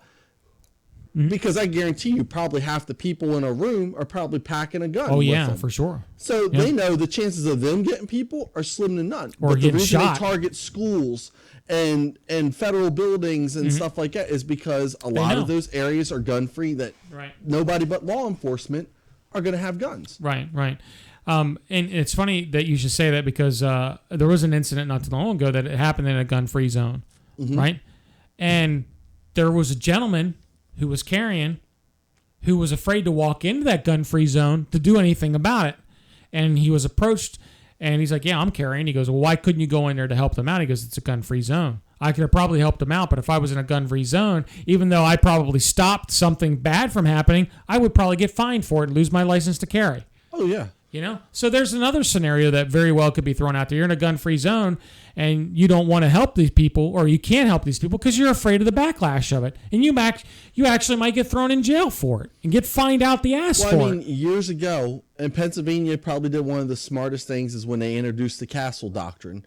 Because years ago, if somebody broke into your home and was robbing your home, you were not allowed to shoot them. If you shot them and you killed them, you could have been charged with murder. You were supposed to flee your home. You were supposed to, if you had a back door, a chance in hell. You were supposed to go out the back door. If you had a window, you were supposed to go out a window. But when they introduced the castle doctrine, that allowed you to be able to protect your right. You know, you have every right to protect your home, your property. But it's just there's some laws that, and granted, there's probably a lot of laws out there that need to be rewritten. Oh yeah, they they're don't old. apply anymore. Right. Yeah, they're old. No, I get that. And there's probably tons of laws out there that need to be rewritten, just on that alone. But again, it goes back to the left's agenda. They have an agenda, all right? And they're winning. They're definitely winning. I don't care how you want to look at it. The George Soroses of the world are winning. Yeah. And it's sad that... and I'm going to be honest with you. I wasn't a Trump guy in the beginning, all right? I didn't like anything he said. I thought he was very unarticulate, and how he said everything. He still is that same way. I thought he was a Twitter retard, which he's still that way, and nothing really that he had said in the beginning kind of stood out, at least from a campaign perspective to me. Okay, but I kind of looked at the other candidates. Looked at Marco Rubio, looked at Carly, whatever her name was, looked at the Ben Carson. Yeah, Ben Carson. I liked Ben. I liked Ben Carson. Did too. I liked Ben too. But he would have gotten his ass chewed up and spit out in Congress. Let's be honest. The guy was just too soft. He had no chance. He would have never had no chance to win against Hillary or Bernie. No. And I can't even remember the other two guys that were there. Oh yeah, Case, that guy from Ohio. Oh my God, talk about an idiot. That guy. Jeb. And that's why I said the Bush. Yeah, Jeb. And Jeb's about an idiot and a half. Why did they even put Jeb as their next? Why did the Bush franchise put him up to play? Is beyond me. He's gonna come back. No. You guys are idiots. Leave it to Jeb. Leave it to Jeb. Let me ask you. Let me tell you guys. Bush. Any of the Bushes from George Jr. Come on. I'm a Republican and I couldn't stand George. I did like that he was a pro-troop guy. He really did. I liked him. When he visited the troops on Christmas and Thanksgiving every single year. He was always at the bases. Always there doing stuff. Always at bases. I liked him about that. How many times? We really haven't had a president do that yet, you know? Trump hasn't really never went to bases. Oh, no. And even if he did, he tried to make a big spectacle of it. Bush would show up without being announced. And that's what I liked. The Obama administration, they made sure there was press and he was on Ellen and all this other shit. Yep. You know, speaking of Ellen, she said something not too long ago about never inviting Trump onto her show. You know I'm talking about Ellen. I know Ellen. Yeah. I actually like Ellen's show. I think she's a sweetheart. Yeah. But when she did that, she said, I lost respect for her. I lost all respect for her. And not only that, what kind of idiot, when she was getting that World of Peace, whatever freaking presidential peace award or some shit from fucking Obama? What idiot shows up to the White House without identification? Thinking she's going to get it just because she's Ellen. Give me a fucking break. Come on. I mean, she ended up getting in, but... Yeah. No, I mean... Come on, Ellen. I got you with Ellen. It's the same thing. Like, I mean, most people that know me know I'm a huge Star Trek, Star Wars nerd. Right. You know, I'm a fan. One actor I like is George Takei. I think George Takei is a funny guy. Mm-hmm. But I started losing respect for George when he started putting his political views on his posts. Look, Hollywood just needs to shut the fuck up. Exactly. You know I think... mean? You lose. Look, we know you're left Hollywood. They lose a lot of fans because there are still. Go back and look at this fucking election map. Look how much was red and look how much was blue. I used to be a huge Matt Damon fan. I will not watch any fucking thing from him anymore. Really? Nope. Can't stand him. He's a hardcore lefty, man. Oh, really? Oh, yeah. He was one of the dudes that said he's going to leave America and move to Canada if Trump got it. I didn't saw any of the ones that said they were going to move yet. Rosie's still here. Rosie, who gives a fuck about her? You know, these washed up Hollywood folks that try to get their 15 minutes of fame back. Now she's going to have a television show again. Oh, really? Seriously. We don't really give a shit. Kathy's going to have one too? Oh, God. Don't get me started about Kathy Griffin as well. And they do it to themselves. And then when they get destroyed, they play the victim card. And you know what? It's fucking working. If you guys can see Sarge right now. It's freaking working. I just don't fucking get it. Oh, my God. My life is ended. I don't know what to do. Bitch, you shouldn't have fucking put a damn fucking head up of Trump in the first place. I love their comebacks with people posting Obama. I didn't see any celebrities posting Obama's fucking head. I didn't either. And you know what? It does. Two wrongs don't make a right. And that's what I said on that. Exactly. I said it wasn't right what they did and put the Obama effigies up there with the noose around their neck. Be the better person. Be the better person. And don't be trying to solve a one issue by getting another issue involved in it. That's what I try to teach my kids. Just because they do it, be the better person. Right. Take the higher ground. But you know what? When she started playing that victim card and crying on TV and, oh, my God, everybody, all the lefties were just eating that sorrow. They were just eating that bowl of Cheerios full of tears like you wouldn't believe. Well, I think CNN did the smartest thing by fucking dropping her. Oh, hell yeah. They ain't stupid. That's a Clinton News Network, man. They said she lost a lot of the show, a lot of the performances that she had booked. A lot of them canceled on her. Right. Here's an off-the-wall topic. Do you think 9/11 was an inside job? You don't want to get me started on that. Come on, might as well. Yeah. You think 9/11 was an inside job? Do I think it was an inside job? Yeah. Go ahead. We're this is I'm willing to bet I probably agree with you. Okay. Do I think the government set a lot of that up? Yes, because there were things that I remember that day specifically because that was the same day we were in Korea. I got my orders to go to Korea. I was stateside when that happened. Right. And I remember listening to the radio, and they were talking about the flights that were still up there. Now, Flight 93 we know crashed, but so they say. You know, I believe Flight 93 actually was shot down by one of our missiles. Which kind of contradicts. I don't know. It being an inside job because from the pictures that I've seen, I didn't mean to interrupt your train of thought. Yeah. From the pictures that I've seen of Flight 93, there wasn't nothing left behind. There was no fuselage, no engines. Those engines are made from titanium steel. Now look, at first, I was against this whole conspiracy theory bullshit about it because I'm not a big conspiracy theorist. Yeah. All right. But the more and more, like we said, we used to have a conspiracy theory show when we were the real deal. And I'll tell you about that story. Remind me of the FEMA story in just a minute, like after I'm done telling this. But the more that I delved into it, the more that I've seen that the ridicule of some of those experts the biggest architect, explosive experts in the nation said there was no way that jet fuel could melt those structures. Well, when you look at if you go back and look at how the towers fell, it was like a controlled explosion straight down. And nothing hit Tower 7. Toppled. No. Nothing hit Tower 7. Yeah. Had that side of that building, I mean, you go out and cut a tree in a triangular shape. Right. Which is exactly how the plane went in. It went in on the side, at the side of the building. It would have toppled over. It should have toppled over. The top should have came over. Right. It came down in a controlled. Not only that, there were so many people who said that they heard the sounds. blast. Yeah, boom, the blast. Boom, boom.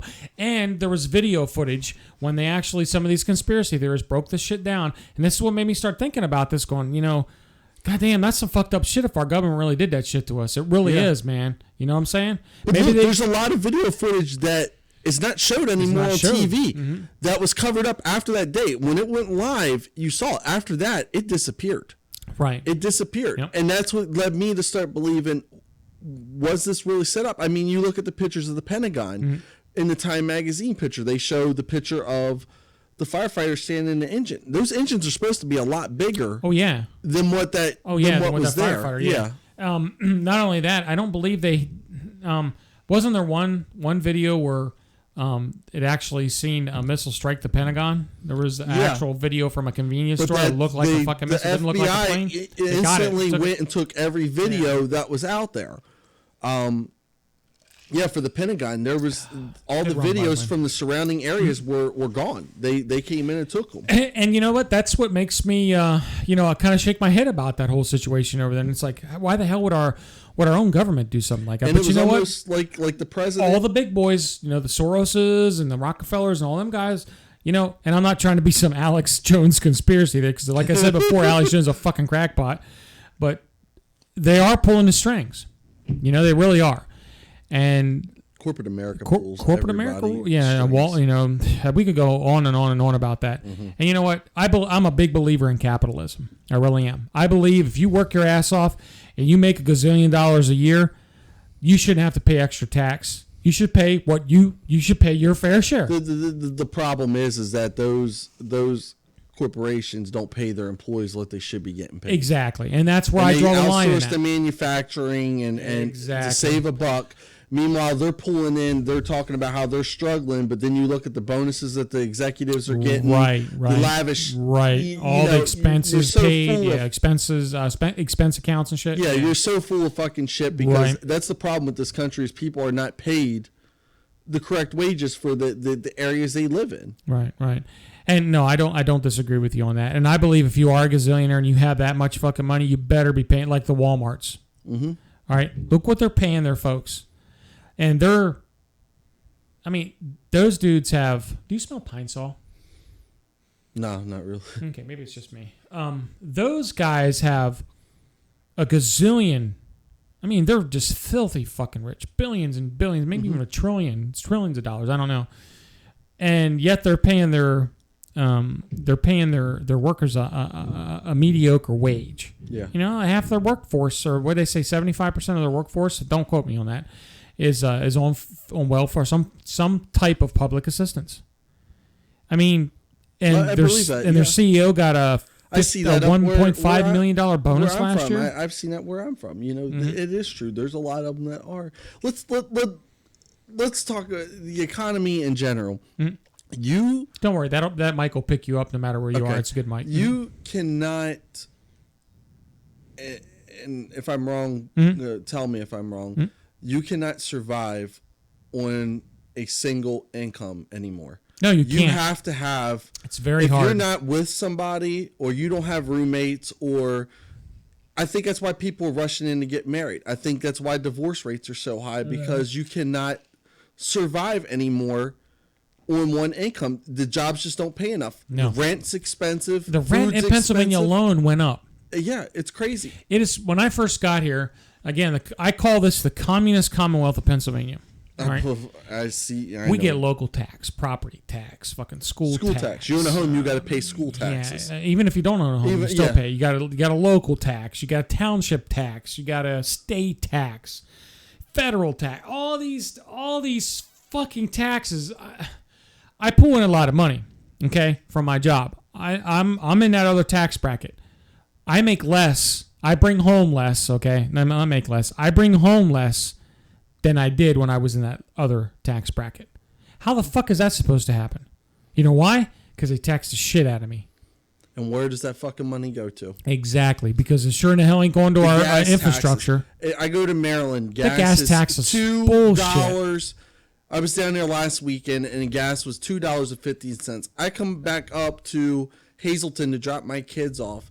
It was almost $2.50 something up there. And even around here in Harrisburg, it's like $2.39. Right. The gas taxes were made when they increased the gas tax, a couple of years ago, and they've been doing it every year. It's supposed to improve the roads. Yeah. Have you seen the fucking roads improved around here? Nope. You can tell as soon as you enter in Pennsylvania. Oh, I could close my eyes. Somebody tried to, again, it was a liberal person tried to argue with me that Pennsylvania had the nicer roads compared to Maryland. And I'm like, I don't know what fucking roads you were driving on, but I can close my eyes and cross the PA-Maryland border and know when I'm in Maryland and Pennsylvania.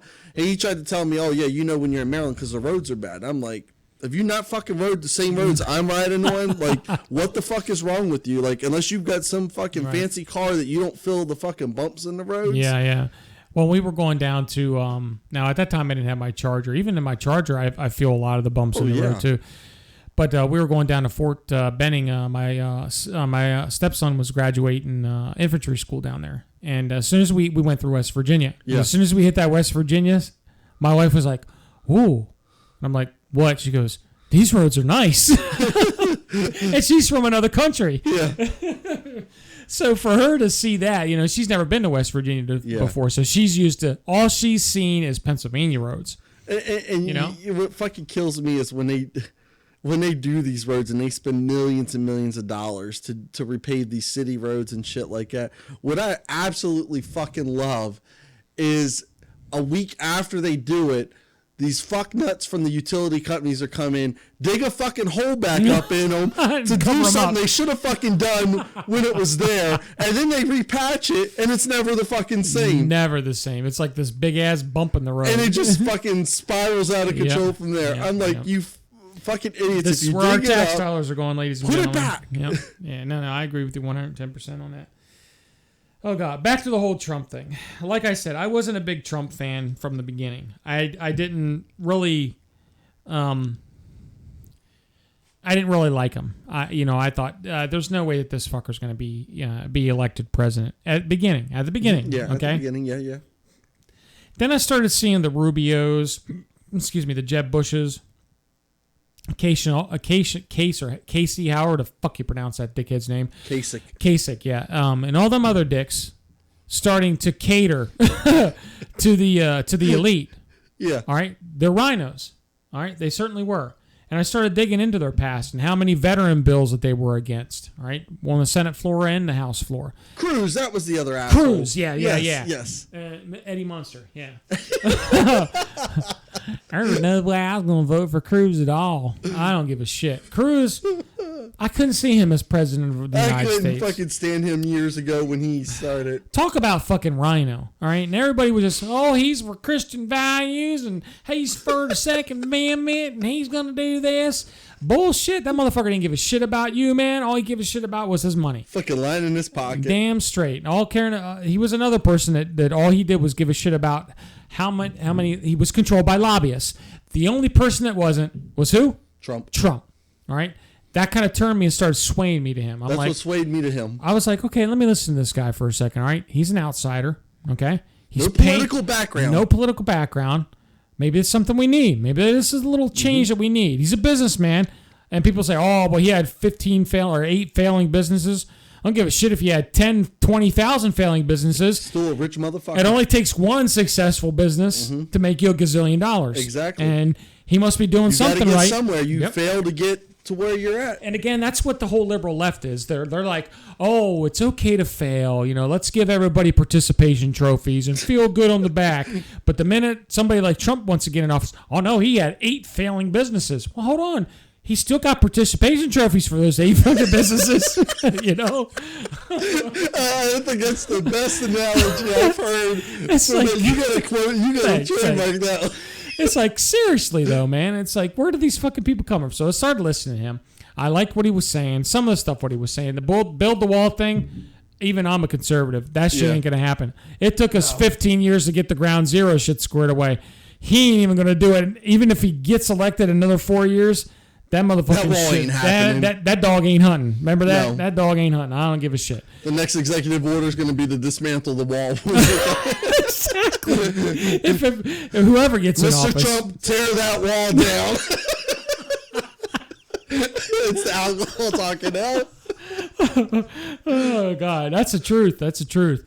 And so anyhow, I was listening to him, and I kind of liked what he said. Most of it, or some of it, and about half of it.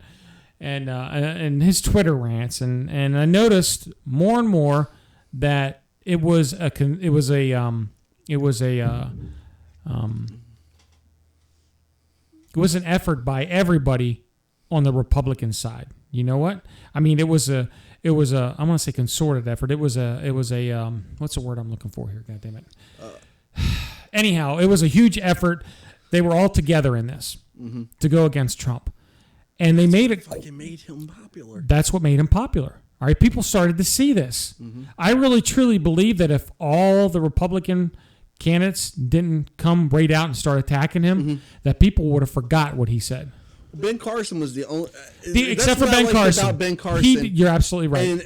And I stand corrected. That one debate where Ben didn't hear his name getting called. Right. And they started calling the other ones. All the motherfuckers just walked right past him like he was nobody. Right. Trump, that's when I started having a lot of respect for Trump, because Trump stood there and waited for them to call Ben Carson's name for him to come out ahead of him. None of the motherfuckers did that. Right. Right. It's like I said, they only gave a shit about one thing, and that was the almighty dollar. Yeah. They didn't give a shit about the American people, and I don't care what anybody says about Cruz or Marco Rubio or Kasich or any of those fucking they're rhinos, man. That's what I call career politicians that have been and done nothing but be in politics.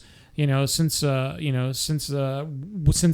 got into politics, and they haven't done anything else since. Look at the John McCains. Look, I get a lot of flack about John McCain. We'll get back to Trump in just a second here. I get a lot of flack about what I say about John McCain because everybody thinks he's a hero. I think he's a fucktard. All right? You know why? What idiot in their right fucking mind would pick Palin as a vice president? All right, you got me. Who? Seriously, what the hell were you thinking, dude? Not only that, I lived in Arizona for a while. I was a part of the VA system in there. I wrote many letters to him. I called his office as chief of staff many times complaining about how the VA services were lacking in Arizona. Not once did he do a goddamn thing about anything about VA. Now, all of a sudden, since it's popular and Trump brought it up, he wants to jump on board with the VA reform bullshit. That's why I think McCain turned his back on the veterans. And not only that, I think McCain turned his back on the military as well. He was another one, career politician. He's been in the Senate for many, many years in Arizona. All right. Term limits. That's all I'm going to say. Yes. Term limits. I agree with that 110%. I believe there should be term limits. And you know what? I don't believe they should take 180 days for fucking vacation either a year. No, they don't. All right? They don't need it. Who the fuck else gets 180 days and you know for what? vacation? When they leave office, they continue their benefits. I think it should stop. You're given that salary. You're done. And that time while you're in there. Once you leave, that's it. And people say, oh, they served their countries. Well, so the fuck did we? So did the vets. I'm not fucking collecting the fucking pension check. I ain't collecting no damn pension just because I served 4 years. 20 years. Yeah, exactly. Yeah. Oh, that fucking pisses me off too. Ticks me off to no end. They want to cut taxpayer money in the fucking shit with them. Them motherfuckers are rich writing books and shit like that. Oh, yes, they are. Yep. Cut the fucking benefits that they're getting and start putting that shit back into our economy. You know, I was a big believer in this, even under Obamacare, and I believe Trump care should be the same thing.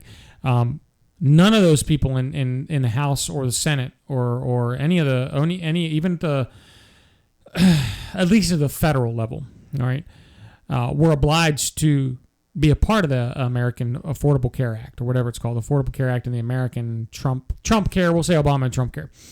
All right.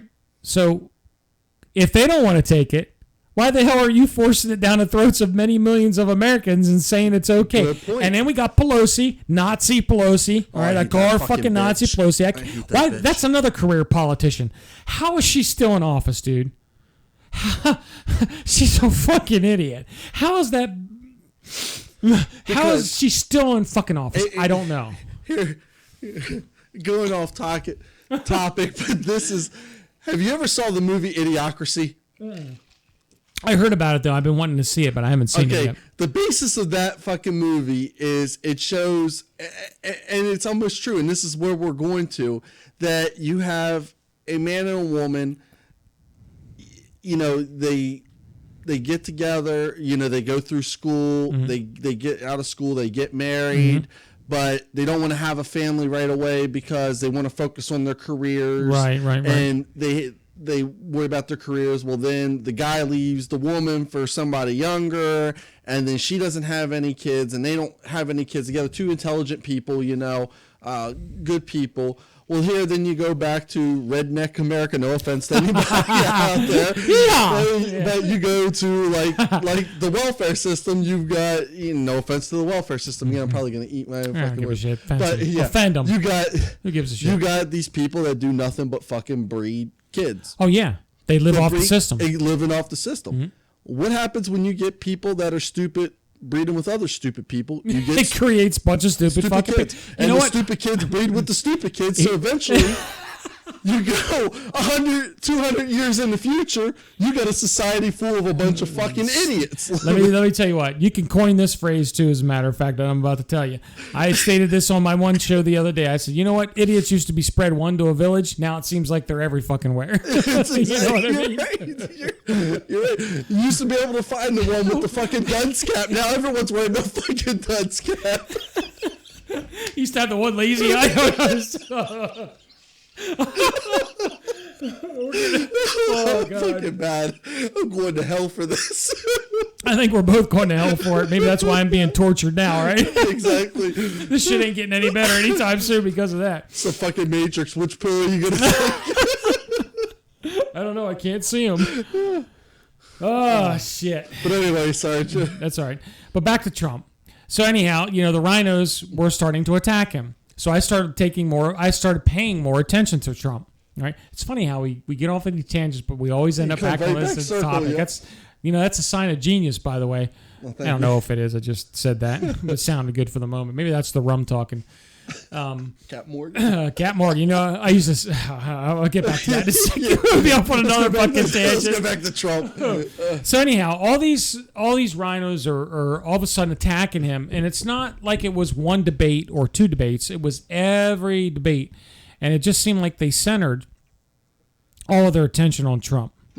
So I started paying attention to what Trump had to say, and I attribute that to all those rhinos. I attributed that because Ted Cruz, who was supposed to be this Christian evangelist, and this is where the hypocrisy comes in about this, started attacking Trump. right away started attacking him, started saying bad things, slandering him, and look what they did to his wife. Look what they did to his wife, and that's bullshit. You keep your wife and kids out of it. You know what I'm saying? Family stays the fuck out of it. Family stays the fuck out of it. You cross the line when you fuck with somebody's family. You're absolutely right. I say all the time, you fuck with me, the minute you start fucking with my family, it's a whole different ballgame. It's personal now. Now it's personal.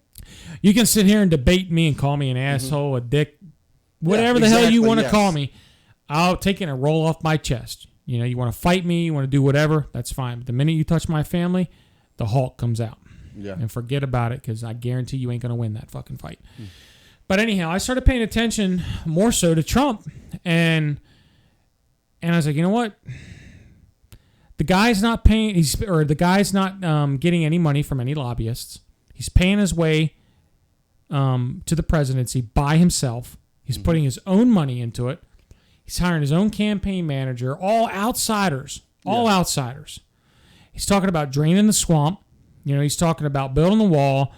Okay, again, building the wall ain't never going to fucking happen. But at least somebody's bringing up immigration reform. Exactly. Okay, and not just talking about it. Right. Not just talking about it. He actually has a plan. No matter how outrageous it is, no matter how stupid it is, it's still a fucking plan. It's better than what Ted Cruz had. Yeah. Now we're just going to look at the bills and then we're going to get a committee together and talk about the committee. And fuck you and your committees, man. That's all Congress is a bunch of fucking committees. And it goes to taxpayer dollars. Bunch of fucking assholes jerking each other off. It certainly is. And it's getting sickening. And it's out of fucking control. It certainly is. It's out of control. So anyhow, I started listening to Trump. And I started saying, you know what? This is the dude I'm going to vote for. I was... to tell you the truth, I was a Marco Rubio supporter in the beginning, because I always liked Marco Rubio until he pissed me off when he didn't vote for a veteran bill. When I found that out, it started twisting me about him. All right, I thought, okay, he would be a great first Hispanic president. It seems he's got a white wife, so he's not going to be biased or racial. As believe it or not, I really think Obama didn't do shit for the races in dividing them. More so, he divided them more and not united us. I mean, with Obama, when you bring and it disappointed me, man. Jay-Z and Beyonce, Jay-Z a fucking thug, no a fucking talent, no talent, fucking dealer and shit, no into the White fucking House. talent whatsoever. What the fuck? Jay-Z. Speaking of that no talent, big lipped, ugly motherfucker. What would Beyonce see in that ugly son of a bitch anyhow? I don't know. She's a good-looking girl. I ain't gonna lie. She's a great-looking girl. She is, yeah. But when you're right, when they bring those gangbangers and drug dealers and the fucking time clock kid. He's always saying the N-word in his freaking in all his songs. Really? This is who you associate with? A lot of good that did for Hillary, didn't it? Yeah. Well, look, he brought the clock kid into the fucking White The House. clock kid? Seriously? Don't get me started on that shit. I forgot about that little fucking raghead. Divide the country. Yeah, exactly. He brought the clock kid. You're absolutely right. Brought the clock kid and celebrated this dude. And then when he started getting some flack about it from everybody, you noticed how the second time when he was invited to the White House, the president didn't come up and talk to him. You noticed that, right? And now where's the dude living? Fucking overseas? Overseas in a Middle Eastern country, a radical Muslim country. Things that make you go, Remember that song? True. It's the truth. All right? And what parent, first off, you're from Middle Eastern descent, okay? What parent in their right fucking mind is going to let your kid who's of Middle Eastern descent build a fucking clock, put it in a suitcase, and bring it into school and think that's okay? Hey, teacher, look what I got. It's like, idiocracy. Dude, give me a fucking break. And everybody the left went up in flames. Oh, he's a smart, intelligent young man. I think he's fucking stupid. 10 years from now, that motherfucker be running with fucking... You never know. That some bitch might be running with fucking explode. He might create a new technology for... I ain't nothing up... I ain't gonna push shit past that motherfucker. None of those people at all. I'm not lying about that. And the clock kid. God dang. How stupid can you be as parents, really? How dumb can you be as fucking... And it goes back to breeding stupid people. It really had to have been. They had to have been from that gene pool, dude. I'm so sorry to say that. No, I'm not sorry for saying it. It's happening. Happening in front of our face, and everybody's okay with it. I'm not the smartest motherfucker, but Things that make you scratch your head and want to beat your head up against the wall. What? When I seen that, the first thing out of my mind wasn't, oh, that poor kid. You know, people were giving him the wrong. What the fuck is wrong with his parents? That was my first impression. I was like, what the fuck? His parents let him build a clock in a suitcase? And they're Middle Eastern? Exactly. I was thinking, and he's fucking Middle Eastern. What the fuck were they drinking? Yeah, like, what fucking made you think it was a smart idea to build a fucking clock in a suitcase, be a Middle Eastern, and fucking walk into school with it? If I would have been a teacher, I'm not going to lie, I'd have freaked out too. The bomb squad came. Everybody came and they evacuated the school. Take the jacket in the fucking box. That's what he should have done. Made a jacket in a box. So when they opened it up, pop goes the weasel. Oh, that would have been the icing on the cake Pop for goes sure. The infidel. Pop goes the infidel. You can coin that phrase. There you go. We need to have somebody out there. If you're listening, you can make logos.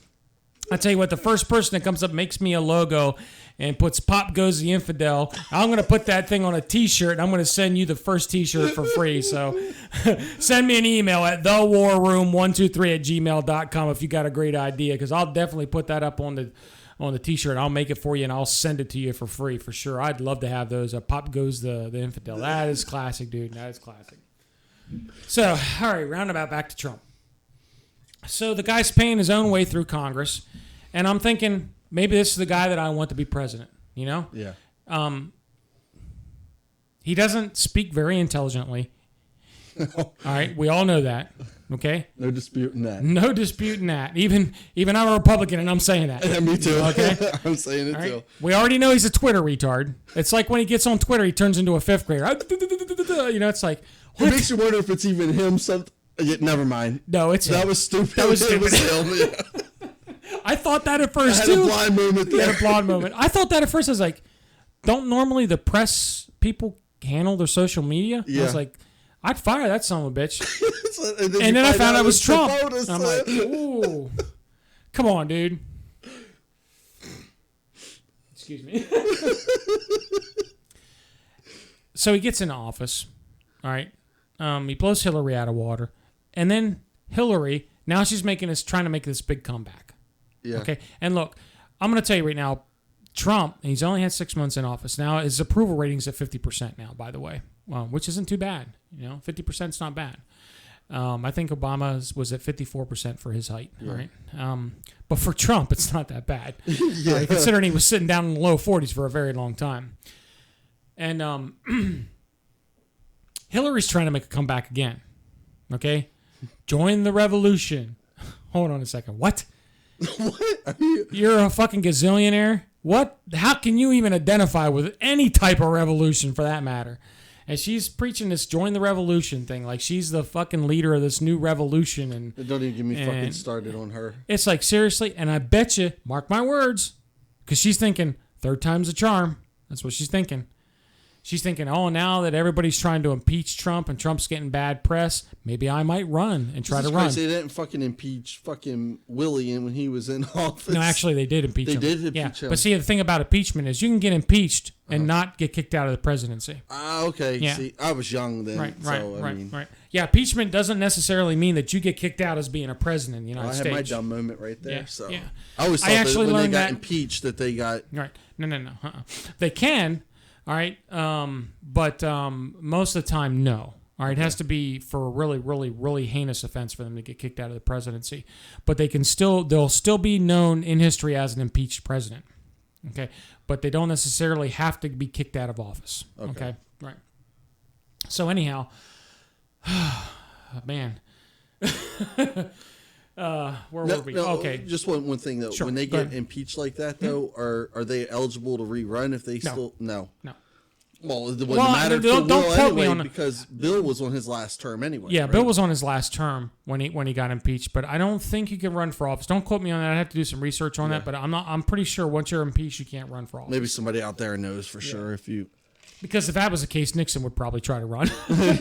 I'm not the crook. Well, didn't he? I'm He not a stopped, crook. though, right? Didn't he? Yeah, he resigned. Yeah, that's what I But thought. still, I mean, you resigned, you're guilty. But don't quote me on that. I guess it's something we could probably research and get back to our listening audience. Or if somebody wants to tell us in the chat, that would be great. Look that up for us. If an impeached president can run for a second term, that would be great. So anyhow, when Hillary is back to her shenanigans again, and she's talking and preaching about this whole revolutionary thing. Now she's going to be a part of this big revolution, and she's going to bring America back, and she can relate to the middle class, and she can relate to the lower class. And, you know, this is where my lefty comes out. I don't like to look at it.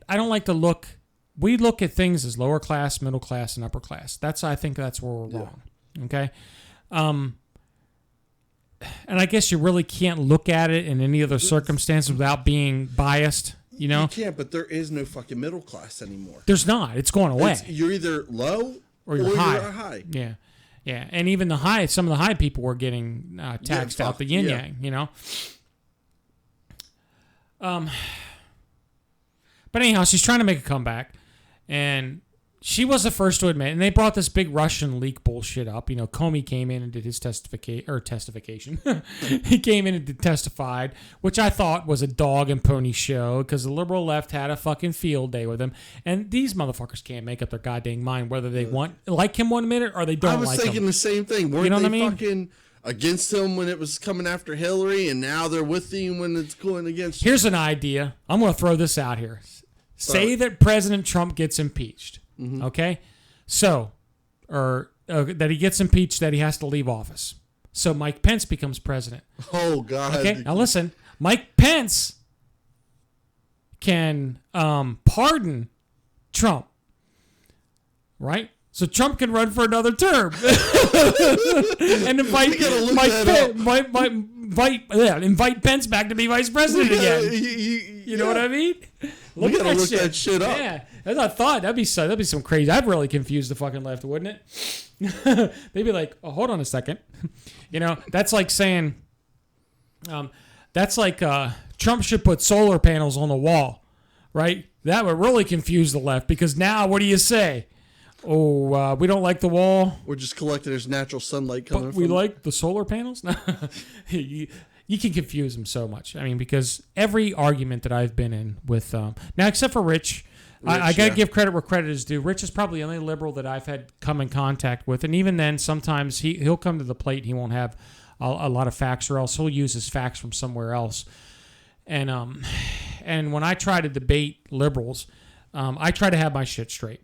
Right? And if I don't, I usually tell them, I'm sorry, I don't know anything about that. I'll have to get back to you, or something like that. I don't try to play bullshit like most conservatives do. They try to go out there and shoot from the hip. And I think that's where things are getting screwed up. God dang, we've been doing this for 3 hours. Really? Yeah. Doesn't seem like it. Doesn't seem like it. You want to go more or not? I can go more. Okay, we'll go more. Ladies and gentlemen, I understand. I'll go more. Yeah, we do. We got listeners who are still hanging with us. Okay. I understand if you can't hang with us. I know it's midnight here in Pennsylvania. You can't hang with us. Just go to bed. We're just going to continue talking. We'll probably go about 15, 20 more minutes and then close it up. Or maybe 30 minutes tops. That way we get another half hour. What was I talking about? With the wall and Trump, the wall and shit. The revolution with Hillary. The revolution with Hillary, that's right. So we got Hillary trying to make a comeback. Let me tell you what. This is the first person that couldn't admit her mistakes. Okay? She's sitting there talking about how, and to tell you the truth, she's the biggest hypocrite of them all. I'm 110% truly believe in that. Excuse me. How somebody of her caliber, can play the stupid card, and millions of people all over the world, literally millions of people who voted for her, goes back to believe her. It goes back to idiocracy. And I know a lot of Democrats voted for her because they didn't like Trump. But why would you do that? Seriously, why would you do that? And it was because of the left's rhetoric on Trump's going to push the biggest thing that they had The biggest rhetoric they were spinning at the time was Trump's going to bring us into war. He's going to bring us. He's got his finger on the button. He's going to launch. He's friends with Russia. Putin put him in office. Give me a break. Putin said during the Megyn Kelly interview, he says, look, if we had that much power over the American people, do you really think we would put Trump in office? That's a good point. That is such a fucking good point. He said, I had more friendly dealings with the Clintons than I did the Trumps. He was the first person to say that. That in itself. Now, I don't believe a fucking Russian as far as I can throw them. I grew up hating Russians. That's why you and my buddy Vandemark and I don't. Did Yardbird marry a Russian too? Yeah. When you all married Russians, I was like, you stupid motherfuckers. All right. And then Gilliam, he married a Russian. He's still paying for it. He can't drink beer no more. She won't let him drink beer. Won't let him do shit. It's an old army buddy of ours, ladies and gentlemen. I grew up hating Russians. Hate. My 10-year-old's telling me don't use hate no more. She says hate. Hate is a strong word. She says use dislike. Dislike. So I'm going to use hate. Of course you would. Of course I would. It wouldn't be me if I did. Exactly. I couldn't stand freaking Ruskies growing up. I had contacts with them, and I ain't going to lie. When I was over in Korea, I had my dealings with the Russian women over there. Russian women love Big Sarge. I don't know what it is about them. They loved me. And the good-looking ones fucking love me. The hotties love me. But they were so controlling, and I seen how they controlled their whole environment around them.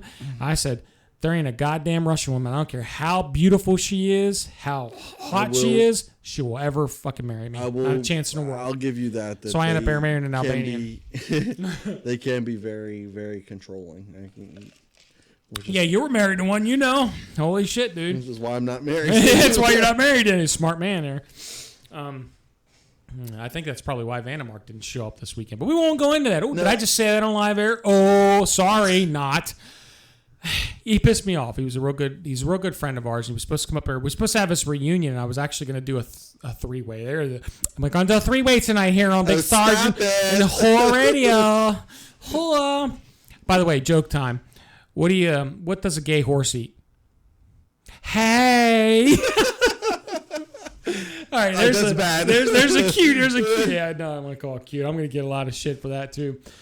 All right, but anyhow, back to fucking blame the captain. Blame the captain. It's the captain, ladies and gentlemen. It's not Big Sarge talking. It's the captain talking. This is good times. This is great that I got a good buddy on board here. We're talking to. He's from the military. With me, was stationed in Korea. Chuck Norris, ladies and gentlemen. How many people can say in their lifetime I was stationed with Chuck Norris? I can. Big Sarge can, because I got Chuck Norris in the fucking studio, ladies and gentlemen. Chuck Norris is in the studio. Say hi, Chuck. Hey. All right, what should we talk about next, man? You wanted to get into those fucktards and whatever, and NAFTA, what the hell ever. Don't NAFTA. You talking about world conspiracy events and shit like that? What did you have on the agenda? You had women on the agenda. we did have women on the agenda, didn't we? Yes, we did. Oh boy, my wife's gonna hate me after this. My wife Maybe is. We should skip the women. Yeah, I got a good marriage. I want to keep it that way. Exactly. Happy wife, happy life. Exactly. I got the sign out there to prove it. Yep. All right, I practiced this all week. I love my wife, and I love her very much, and I will do anything she says. All right, there you go. That should prove it. Big Sarge said that. Now, I do love my wife. She's a great woman. She took care of me when I. For those of you that don't know, I just defeated cancer for the second time. She really took good care of me this time, man. Thank you. And I'm paying for it still with my little nerve damage during the operation. They hit some nerves they shouldn't hit, or they couldn't help it anyhow. But my hands are all numbed up from it, and I can only use my pinky fingers and my ring fingers to do anything. I can't dress myself, I mean, I can put my shirt on, but if it's button up or anything like that, forget it. I can't do any of that. I type with my pinky fingers. I do everything with my pinky fingers, and I have to rely on my wife to do a lot of stuff. And she's been a trooper. She's been a huge, she's been my. That's when you got a good woman. That's right. And we went through hell. We were divorced for 2 years. We got back together, and she's my third marriage. So I said after divorce the third time, I'm never getting back with anybody. Well, I ended up getting back with her, and I'm glad I did. But I wouldn't wish cancer on anybody, even with some of my worst enemies. I mean, I don't mean to be a Debbie Downer here, in this whole situation here, but it was a tough trial for me. I want to say that the company that I work for really did support me. All right, it was great. They're allowing me to work from home and do the things that I can't do normally, and I'm still getting a paycheck, so I couldn't complain. I had that going for me. For first cancer treatment, first time I got cancer, and had none of that. I was dirt poor. I was living. I was barely surviving. I couldn't do anything for my family. I felt like I hit rock bottom, and we did hit rock bottom, but we crawled up out of that. I mean, look at us today. We're doing great. I'm not a religious person, but I'm blessed some type of way. I think I'm blessed in some way or another. Mm-hmm. And I'm happy. Life's not bad now. I can't complain about life. I got a good job. I got a great family, and I got the things, and I'm able to buy the things that I want to buy. People forget it's most people are too infatuated with money and material possessions, but they tend to forget that it's the simple things in life that certainly matter. Is. It's if you're married or you have a significant other, it's them being there with you. It's your children. Right. That's what people tend to forget. That's what matters. Your material possessions come and go. Yeah, certainly do. But somebody that truly cares about you, or people that truly care about you, they'll stick with you. They'll stick with you, no matter how much of a fucking asshole you are. Right. Better words, Right. To a point. Yeah, to a point. Yeah. But they're there for you. And that's what people tend to forget. You're certainly right. I think we're all guilty of. We are, and I'm not the easiest person to live with either, and I'll be the first to tell you that. I'm definitely not the easiest person, and I'm getting a little personal here. So those listening in, you get a little inside information here about Big Sarge. I'm not close to my family at all. I never have been. They disowned me when I joined the military, all right, because they were diehard leftists. I mean, my whole family was Democrat.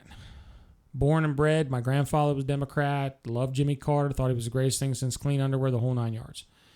All grew up Democrat. Hated Reagan. They thought Reagan was a piece of shit. And I grew up being indoctrinated into the Democrat way. All right. So I grew up like this. And what opened my eyes is when I decided I wanted to serve my country. I decided at 17 years of age that I was going to go sign on with the dotted line, because back then you could with parental consent. I did too. All right? That's how I did it. Yep. However, I was living with somebody that were guardians, because I got kicked out of my house at 14 years old because me and my dad didn't see eye to eye. And instead of trying to solve the problem, his solution was get the hell out. So I ended up living with a friend who their parents ended up having guardianship of me, which I was thankful for that. Yeah. And of course they were pro-military and knew I wanted to pursue that endeavor and supported me 110% on that. And I got eventually. They're actually from up there on Ridge Road. Okay. Up above Newport. Or I don't know if they live there anymore, but that's where they lived when I went there. So anyhow, I joined the military, and I found out then how they are. Now today, my mom has changed a little bit in regards to that. I was never really close to my mom anyhow. She was. I'm sorry, I shouldn't say that about my mother, and I'm probably going to get a lot of. Not that I will get any flack about anything else I said tonight, right? Yeah, because everything we said tonight was so politically correct. Yeah, why not? Yeah, let's just add the fucking candles on the cake. yeah. But long story short, and not to get too personal and drag the show down anymore, because we got about 20 minutes left to go, and then we'll close it up shop and maybe drink a couple of more, and then you got to open the shop up tomorrow early. Yeah. So I don't want to keep you up too late. I'm good. But when I joined the military and I got all this flack from, both sides of the family, and mind you, my parents were divorced when I was 3. So when I did join the military, I didn't get no support, not at all. They forgot about who I was, who I am, the whole 9 yards. So I wrote them off. My whole time in my military career, I wrote them off. All right. And recently, my mother tried to make a comeback and get back into my life, the whole 9 yards. And again, long story short, when I had cancer, she came to visit me maybe twice within 1 year period. And it was only for a span of about 20 minutes to 30 minutes. She really didn't spend no time with me. She spent time with her granddaughter, which is okay. I'm okay with that. But didn't ask me how I was doing. Didn't ask me how things going. The one time that she did ask me how things were going, she kind of ignored me and was talking to Yasmina more so than paying attention to me. So I just talked to my Aunt Jackie, because Aunt Jackie came with her all the time. when I was in the hospital, as you know, for not a lot of people know out there, the second day of my surgery, I almost lost my life because I had a bacteria spread. And I haven't told this to nobody. I guess is the first time this is really coming out in the open. I just found out about it tonight. You just found out about it yeah. tonight. And it's something I don't really like to talk about, but fuck it. We're half drunk anyhow, so why not? The second day, I almost lost my life. Almost died. All right, I had a bacteria that spread through my body, and the doc doesn't know how that happened. And all I know is I couldn't remember the first 3 days after my surgery. But for some miraculous reason, after that third day, the bacteria disappeared, and I was fine. Right?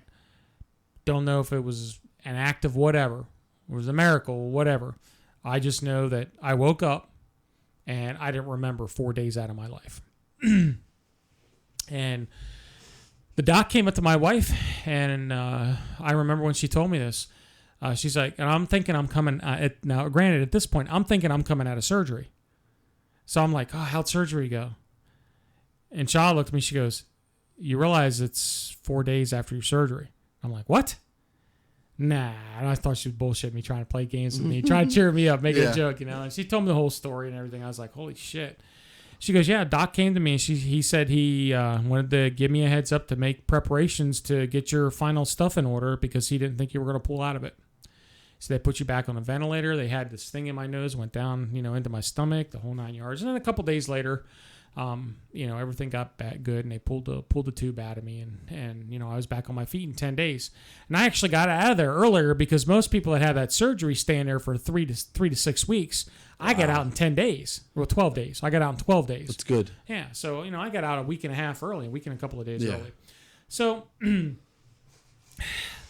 the whole course of the time that I was in the hospital, not one phone call, not one visit, nothing, not even contact. She, my mom, and I use that word very loosely,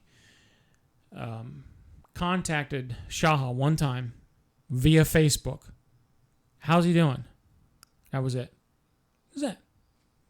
So I finally just wrote her and my sister Amy, all right, who I used to be close with. All right, I thought her as my best friend. All right, when she turned her back on me like this, I really got a different aspect about things. And when they didn't come visit me, I wrote them a letter and wrote them off pretty much and said, you know what, I'm done dealing with you people. I don't need you no more in my life. You weren't in my life, period. You don't do nothing for my daughter, and yada yada. And I completely written them off. As soon as I writ them off, now all of a sudden they want to come back into the fold. And I guess what I'm getting at is, if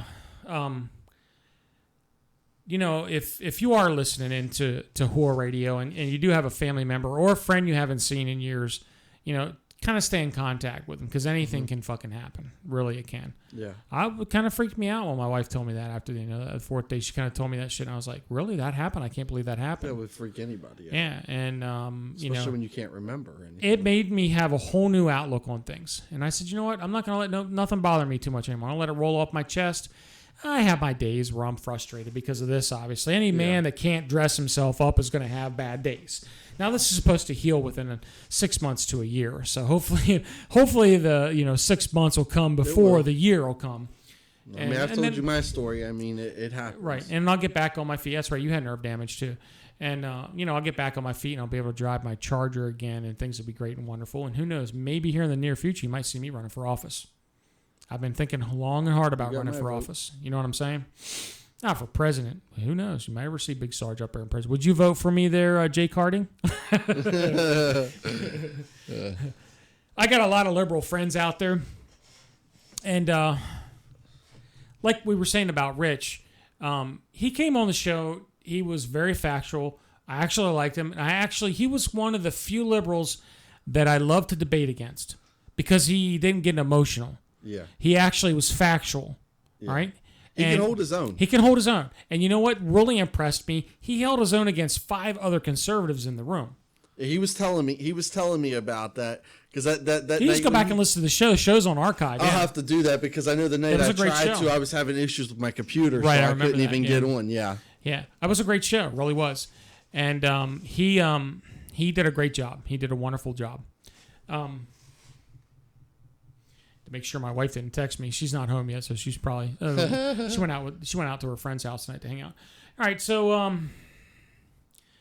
but most of the other liberals that I've come in contact with, we had this one guy. His name was Eric, who used to frequent the show. He was a liberal. The first couple of shows, he was pretty good. I liked him. I thought he was a great guest. He did a good job. But then he started really leaning far left. And everything that we said, he started attacking. Instead of attacking the issue, he attacked me, and he was going after my co-host. Then he went after the show, yada, yada, yada. One thing led to another. And, I had to block him on Facebook. He was Facebook stalking me. He was Facebook stalking me. And he's creepers is what they call them. It's crazy, man. It was fucking crazy. And he's a lefty. And I've noticed it because I've been in other leftist rooms, Facebook groups. And as soon as you get in there, there's a Black Lives Matter movement, dude, or woman. First thing you see, why are white people racist is the question. And I'm like, seriously? Why are white people racist? Now I can understand if he wanted to or she wanted to reword the question differently and not put hashtag Black Lives Matter after the fucking question. Yeah. Tell me you're not trying to race bait. What do you think about Black Lives Matter? Do you think they're a not terrorist organization? Do you think they're a racist organization? Do you think they're racist? Be honest. Do I think they are? Yeah. Yeah. Do I think any organization that promotes the I'm probably going too far here. That go far. Take us down that rabbit hole. Kind of idolizes fucking idiots that can't comply with simple commands. Right. That end up getting fucking killed because they want to. Not now, granted, not all of them. I'll take that back. There was some. We're talking about the demands from the police when they're out there in the middle. Yeah. Because they scream that all the death to pigs, death to the police. I mean. And again, this is another organization that's getting funded millions and millions of dollars by the Soroses of the world. Yeah. I mean. Eventually, they're going to find their group and eventually. Anybody that has to ask, why are white people racist are race baiters. I can't tell you how many times as a cop and being white myself. Right. That, it's dangerous being where a white I was cop. at, it was a predominantly Hispanic community. Mm-hmm. But I got, told, oh, you're racist. And I like to always tell people, you can't be racist when your wife isn't white and your children are mixed. Right. So, I'm the least racist person you'll ever meet. And the other thing I like to tell people is I'm not racist. I just hate all people equally. You're an equal opportunity destroyer, right? Yeah, exactly. I hate everyone equally. At least you're honest. Exactly. So, but no, Black Lives Matter, I think, is a racist organization, borderline. Now, you being a cop, you being a police officer, all right, a former police officer, you being in that industry, you being in the field with and dealing with people like that, were there times where you were questioning whether or not you weren't going to get shot because maybe he or she was reaching into their probably plenty of times, right? Oh yeah, and you don't know. You don't. You people what? And you got a split second to react. What people don't understand is there's split second decision. You have to rely on all your training, all your experience. You have to think about where you're at, what's going on in the moment to make that decision. And the only thing you tell yourself when you leave and you kiss your wife goodbye and you kiss your kids goodbye, that the one thing that goes through your mind is this might be the last time I ever see them. Right. It's like, yeah, granted in the military you get deployed, it could be the last time you see your family, but every night you go out, you're there with your kids and it's the last time you might see them, but you have to make split second decisions and you have to be able to know, is it justified? Is it not going to be justified? But the thing the media doesn't show is the media is quick to show all the videos about cops doing this and that. What they don't show is incidences that led up to those things. I mean, like there was one with the there was one where they there was a video that they showed that was taken, I guess, at a community pool where there was a bunch of them, and they showed the cop throwing the girl. What they didn't show before that is how many times he tried to get her to comply, and then you got people coming up on you. The first thing they train you is you got people coming up on you. You put your hand by your gun because somebody's going to come up and take your gun from you, and then you're dead. Oh yeah, but for sure. I couldn't imagine being constantly. I mean, I know what it was like being in war, but constantly going to that every single day, that would have drove me fucking insane. That's why I could never be a cop. I mean, I loved it. I did it. I did it because I wanted to help people. Mm-hmm. I mean, that was the main reason. That's definitely a rarity. I'll definitely admit, I'll be the first to say, not all cops do it for the right reasons. But I worked with I'd say even 95% of the guys I worked with were there for the right reasons. Mm-hmm. That weren't there. Do you work with assholes? Every job you have, work with assholes. Are there cops out there that are bad? Yeah, they are. They let the fucking badge and shit go to their head. I apologize if there's anybody out there, but it's the truth. I mean, you've got good and bad in everything, race, jobs, whatever the case may be. So, is there a such thing? You hear this often, especially from Alex Jones. Do you think there's a such thing as a police state, or there will be, from a cop's perspective? You know what kind of power they have, or what kind of power they can wield. Do they really have that much influence? No. No. Why is that?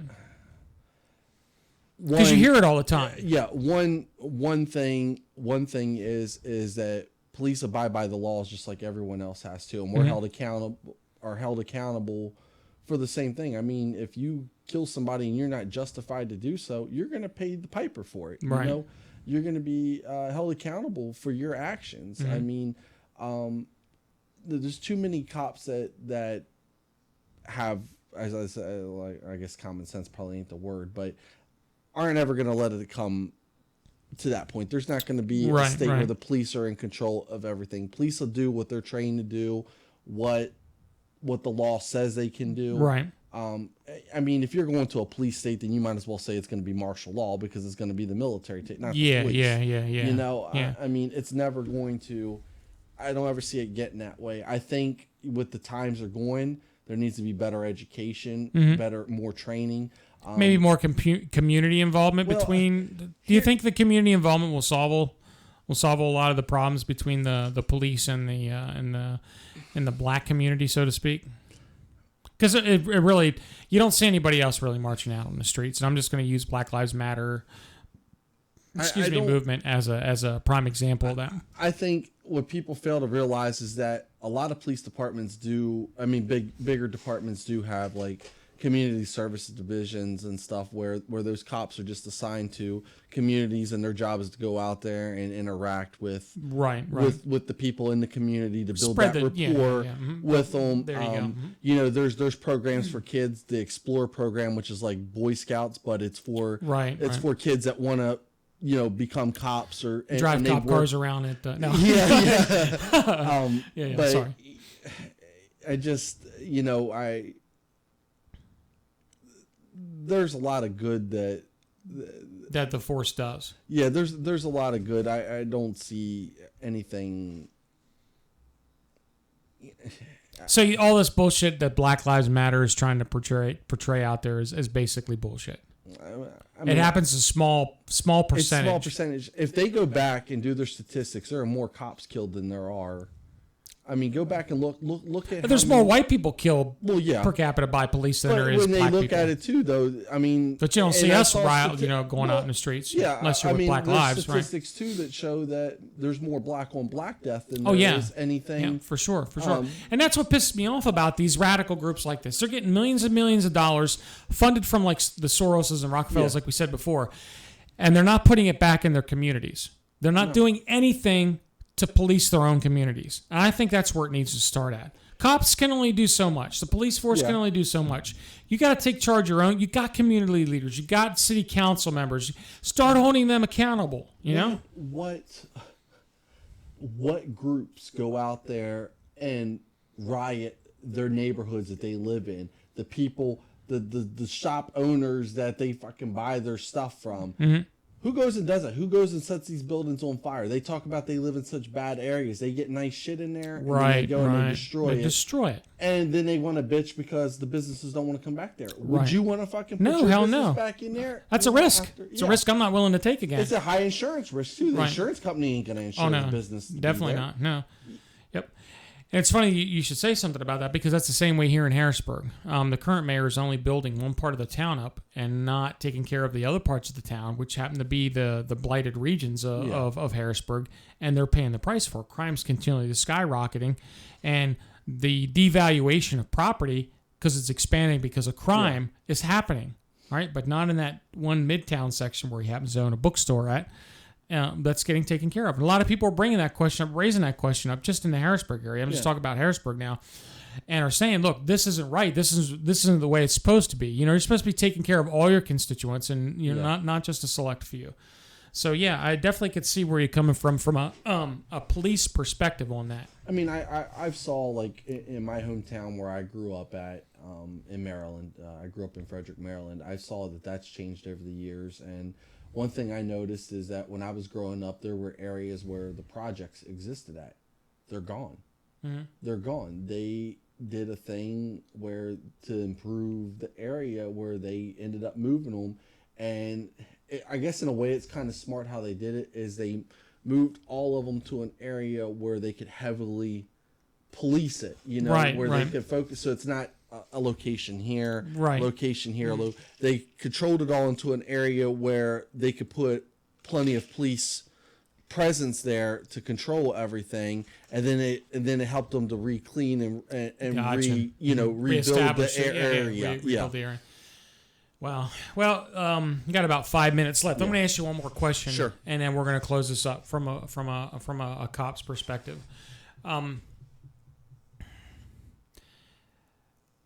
The rehabilitation of communities. Do you think by hiring more cops or more police officers? I know you guys do you mind the word cop? No, I don't mind. All right. I know a couple people that I know that were police officers, so don't use the word cop. All right. But anyhow, do you think to clean up these communities, we need more on the police force, or do you think it should start at the community level? From being out there on the street and seeing it. It's like the heroin epidemic in PA. I mean, what's something that we can do about that? And I know that's probably another show, and that's probably a real generalized question. But what do you think is one thing here's the that problem. We could do? It's a double-edged sword, because you can't really fix a neighborhood unless you can lower the crime in the neighborhood, and to lower the crime in the neighborhood, you have to have more police presence. Right. A lot of municipalities don't have a high enough budget for the amount of police that they need, so therefore they work on. I mean, we were up where I'm at. I mean, we should have had a department when I was on. We should have had a department of at least 80 for the city size. We had less than 40, and out of the 40, probably 13 of them were either detectives or in administrative positions. Oh, wow. So that left only like 20 guys on patrol, but then you got to factor in guys that get hurt that are out. There were times that I worked... Calling sick, stuff like that. We had a city size of, it was over like 50,000 people there. Wow, and you only had that many cops for that whole area? Yeah, but there were times that you worked a second shift, and there was just 2 of us working to cover the whole city. Damn. On a second shift. So, I mean, it was like you took a call, you cleared a call, you had like 10 calls waiting for you when you cleared. I mean, and that's what you did. I mean, but do I think you definitely have to hire more police in order to start rebuilding those areas, because you've got to find a way of getting that area, kind of like what they did in my hometown, moving it to an area where you can police it and start rebuilding it, and then gradually reintegrating, that area back in, if you even reintegrate it at all. But I think you're caught in a catch-22, because you can't do one without the other. Gotcha. All right, ladies and gentlemen, we're going to close the show out. I want to thank you, Chuck, for joining us tonight. Thanks for having me. Hope you had a good time. I had a blast. Good. I know this was a 3.5 hour show, but the only reason why we did that tonight is because I had Chuck in the studio and I decided to go ahead and grab him, and we just decided to talk that long. And shows in the future, they'll only last about an hour or two, depending on the folks that we get to call in or talk to. And they will be video, ladies and gentlemen, so stay tuned for that. Please share us. Please subscribe to our YouTube channel because you'll receive updates on future shows. And join us over at HOOAH Radio on our Facebook page. Is www.facebook.com/HOOAH, spelled HOOAH Radio. So be sure to check us out there. We got plenty of information that we put out over the airwaves on that, and you get our show show times as well. So again, share this with your friends out there if you think you had a good time tonight. If we spread some words out there that you agree with or disagree with, let us know in the comment section. Like I said, hit the subscribe button, and feel free to join us next time, ladies and gentlemen. This is HOOAH Radio. This is your host, Big Sarge, and again, thanks, Chuck, for coming, and we'll catch you guys next time. Oh, by the way, never go full HOOAH. You can go HOOAH, but never go full HOOAH. Good night, ladies and gentlemen. Good night.